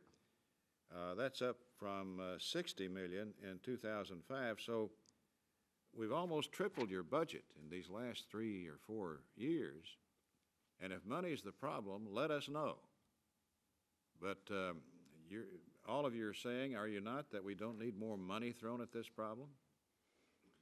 Anybody disagree with that? Well, Yes. I'm not prepared to disagree with you, sir. I bet your budget officer would like to answer. Mr. Chairman, I don't see the problem here. We've got 2.7 per 100,000.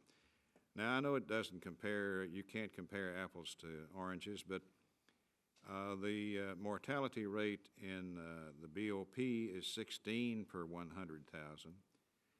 In U.S. hospitals, it's from 11 to 16 deaths per 100,000 patients. So I know none of those are comparable, but 2.7 out of 100,000, dealing with 1,700,000 people, to me it's remarkable that we're doing as good as we are. Not perfect, but pretty doggone good. I yield. Thank you. I would like to ask our GAO witness, not orally, but just for the record, for an elaboration of one statistic I think you can evaluate apples to apples, and that is within the figures that Mr. Rogers cited.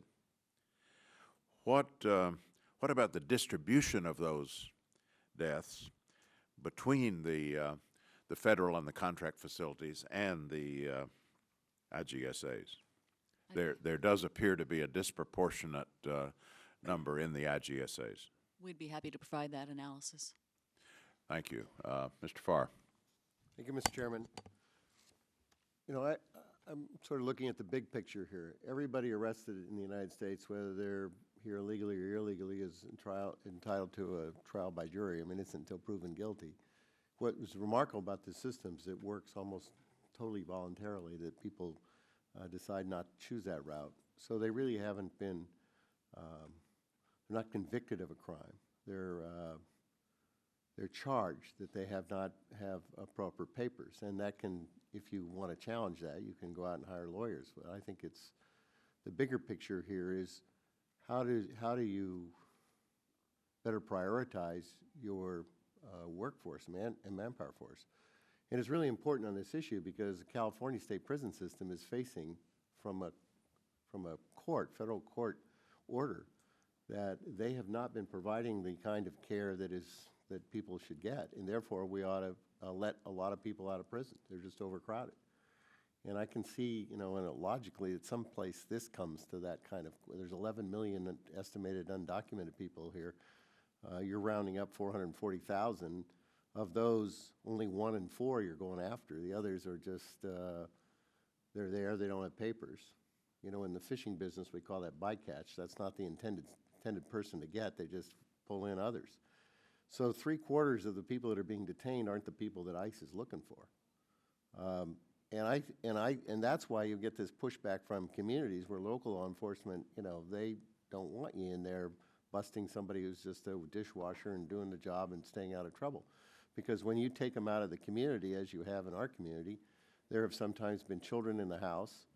Both parents have had to leave. They have to make arrangements for the children who they're American citizens, so they're going to stay here, go home, or if they're young children.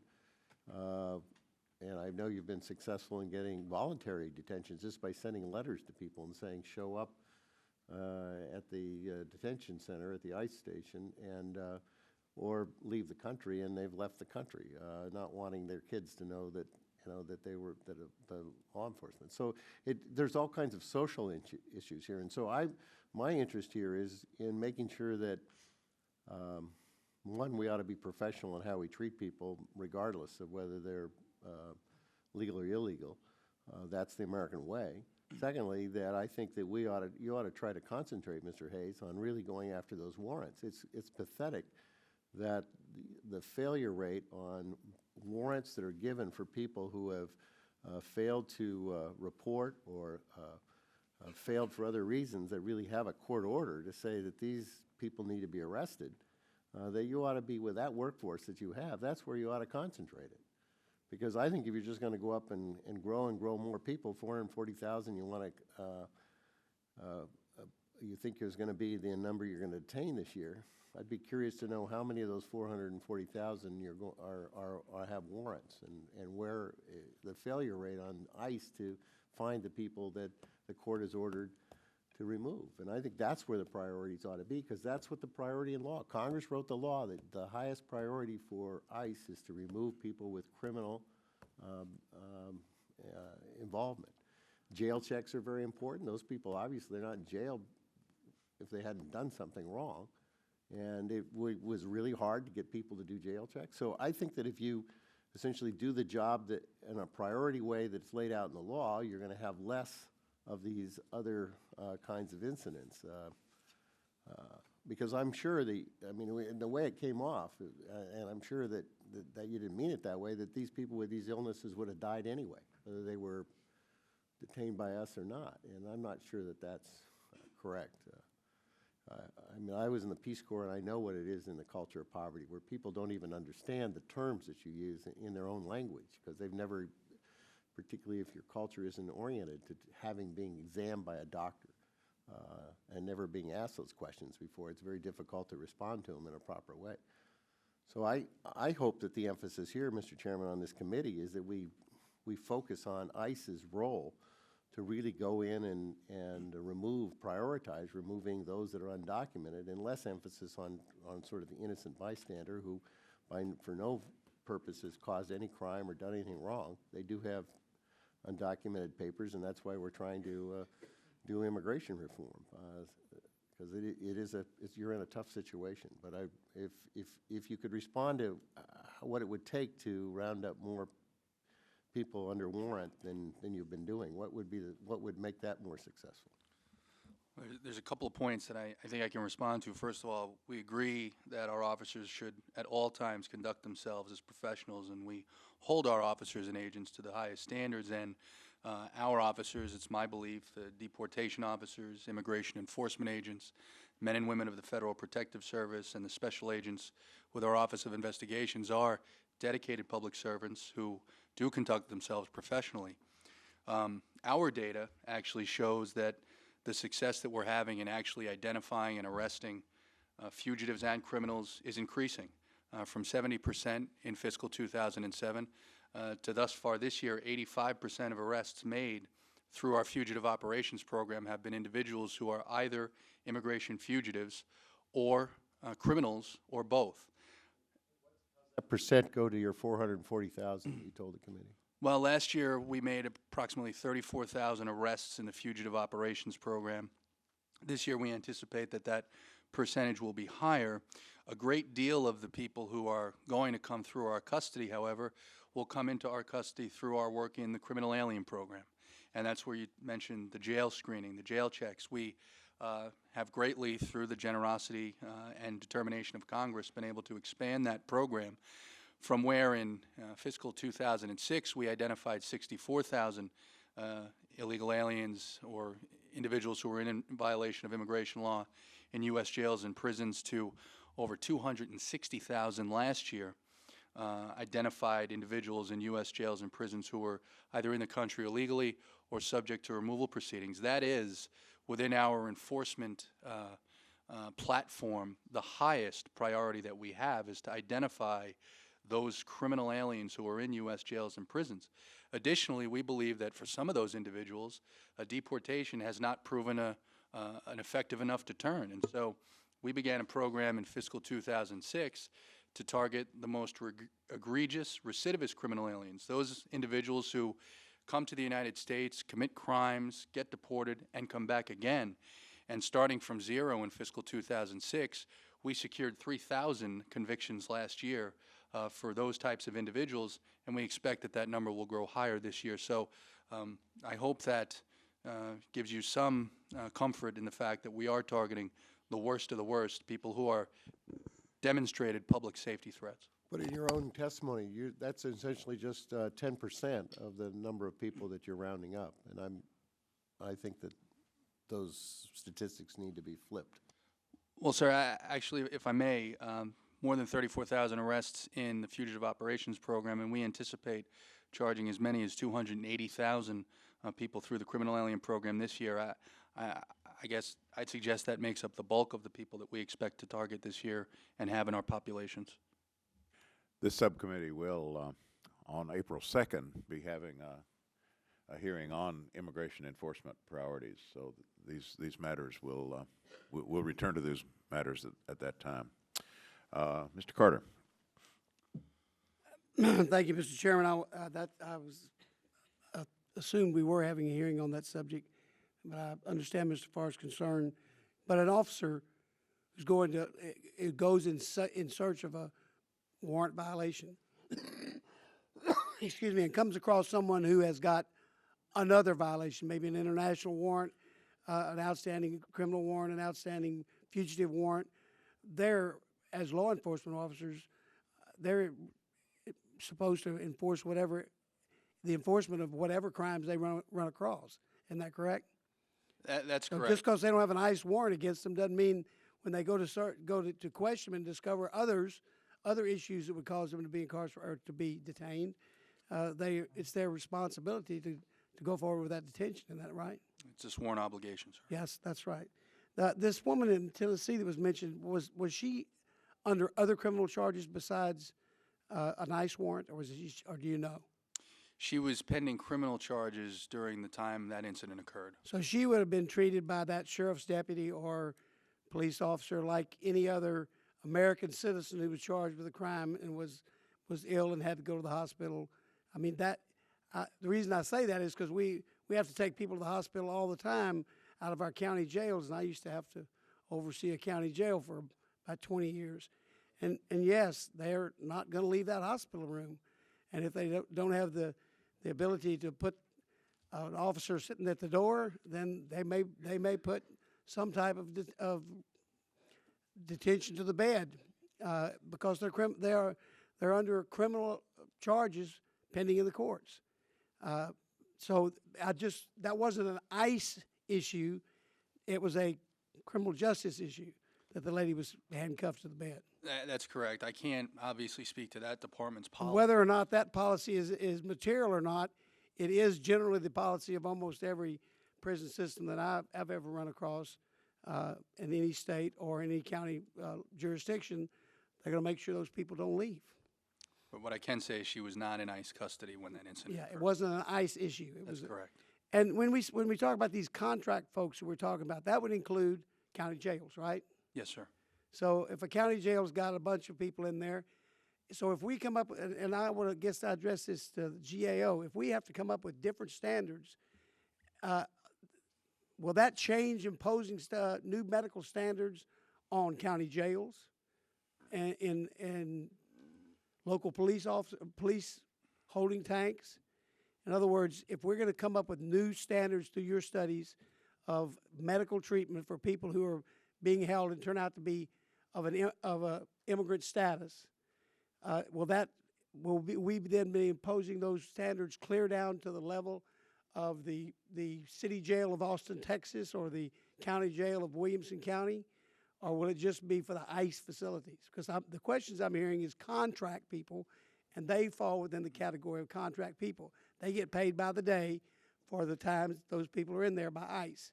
And so my question is, when we oppose these standards, is that going to be an imposition upon every incarceration facility in the United States? GAO isn't recommending imposing standards on the other facilities. The work that we did was to point out the differences in the organizational structure of the different facilities and the implications for ICE's oversight of the facilities, but we didn't do the work to look at the standards. Okay, so did you take into consideration that the contract people might be local county jails? Absolutely, we understood that the contract people were in many cases the state and county local. You were just basically giving statistical evaluation. We were asked to describe the structure, the organizational structure, and what the implications were for oversight. So that there could be clearly different standards that just are the mores of that community. Absolutely, we expect that there would be different standards, and the question for ICE is what do they know and how do they oversee the care that's being given to the detainees. I think that's it. Thank you, Mr. Chairman. Thank you. Ms. Serrano. Thank you, Mr. Chairman. There's a running gag between Mr. Rogers, Mr. Wolf of Virginia, about my ability to bring up the issue of Cuba or Puerto Rico at every hearing. I didn't do that today. Mr. Rogers did. I thought you said 17 Cubans died. Is that what you said? Which sparks my attention. I thought Cubans enjoyed I know this is a general immigration issue, a special immigration status, and therefore do not get detained. So just on a general immigration issue, the 17 Cubans that died, these were folks who were living in this country and then were going to get deported. But then Cubans don't get deported because, again, they enjoy a special immigration status. So what are we talking about here? Obviously, without having specific direct knowledge of each of those cases, generally the people from Cuba that we have in custody are individuals who we've encountered through the criminal justice system, and they do go through removal proceedings, as would anyone else from from other foreign countries, if they've committed violations of immigration law. No, but I'm saying Cubans do not commit violation of immigration law. The minute they touch ground here, they stay. And if they can throw a curveball or a fastball, they're encouraged to stay through a third country. And I know it's funny, and it's funny to me too, but it's true. I mean, you have the two Hernandez brothers. One is here as a Costa Rican, the other one is here as a Dominican, because they didn't make it to land. Had they made it to land here, then they would be here, fleeing whatever a pitcher who throws 100 miles an hour flees. The status that's conferred upon them when they make it to land can be taken away by an immigration judge for certain criminal violations. Okay, so I'm saying they're not detained. My whole point is they were not detained because they got into the country illegally. Since Cubans don't come into the country illegally, they're all legal. These are folks who were living here for a while, committed a crime, and now somebody's going to try to deport them. Well, correct? Statute in these cases, why they're detained and why we would detain anyone from Cuba is because of the mandatory detention statute. So these are people who have committed a crime or crimes that make them subject to mandatory detention during the post-order removal period. So during a period in which an immigration judge issues an order, we have 90 days, which is the post-removal period, extending to 180 days. We're required to detain them for 90 days, even though, as you correctly point out, removal is not likely with respect to Cuban nationals. All right, Mr. Chairman, I'm not going to push on this point. This is just an issue that we maybe should look at later, because my understanding of the law is that any Cuban who gets here can stay here. So I don't know at what point, and Cubans who commit crimes here usually pay for their crime here. They don't get deported as such. That's my understanding. So this is somewhat bizarre, and if it lands up with 17 deaths, then that's even more bizarre, because these are not folks coming over from Cuba with health problems. These are people who've been living here who acquired health problems here. So it's all very strange. Excuse me, before you proceed, maybe we could just ask for you to look at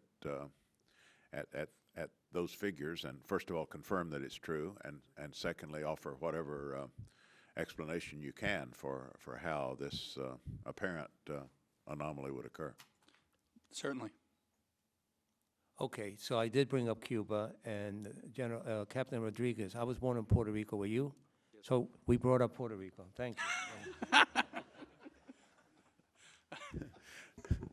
Thank you. With that, I want to thank each of our witnesses this morning for each bringing a very distinctive contribution to this hearing. We appreciate your service to the country and your work on what I think we all acknowledge is a difficult and challenging issue. We also appreciate your commitment to note flaws and deficiencies and to work for improvement. And we pledge to cooperate with you to that end. That certainly is our intention in calling the hearing, and it'll be very much on our mind as we write next year's appropriations bill. With that, again, thank you, and the hearing's adjourned. Thank you, Mr. Chairman. Thank you. I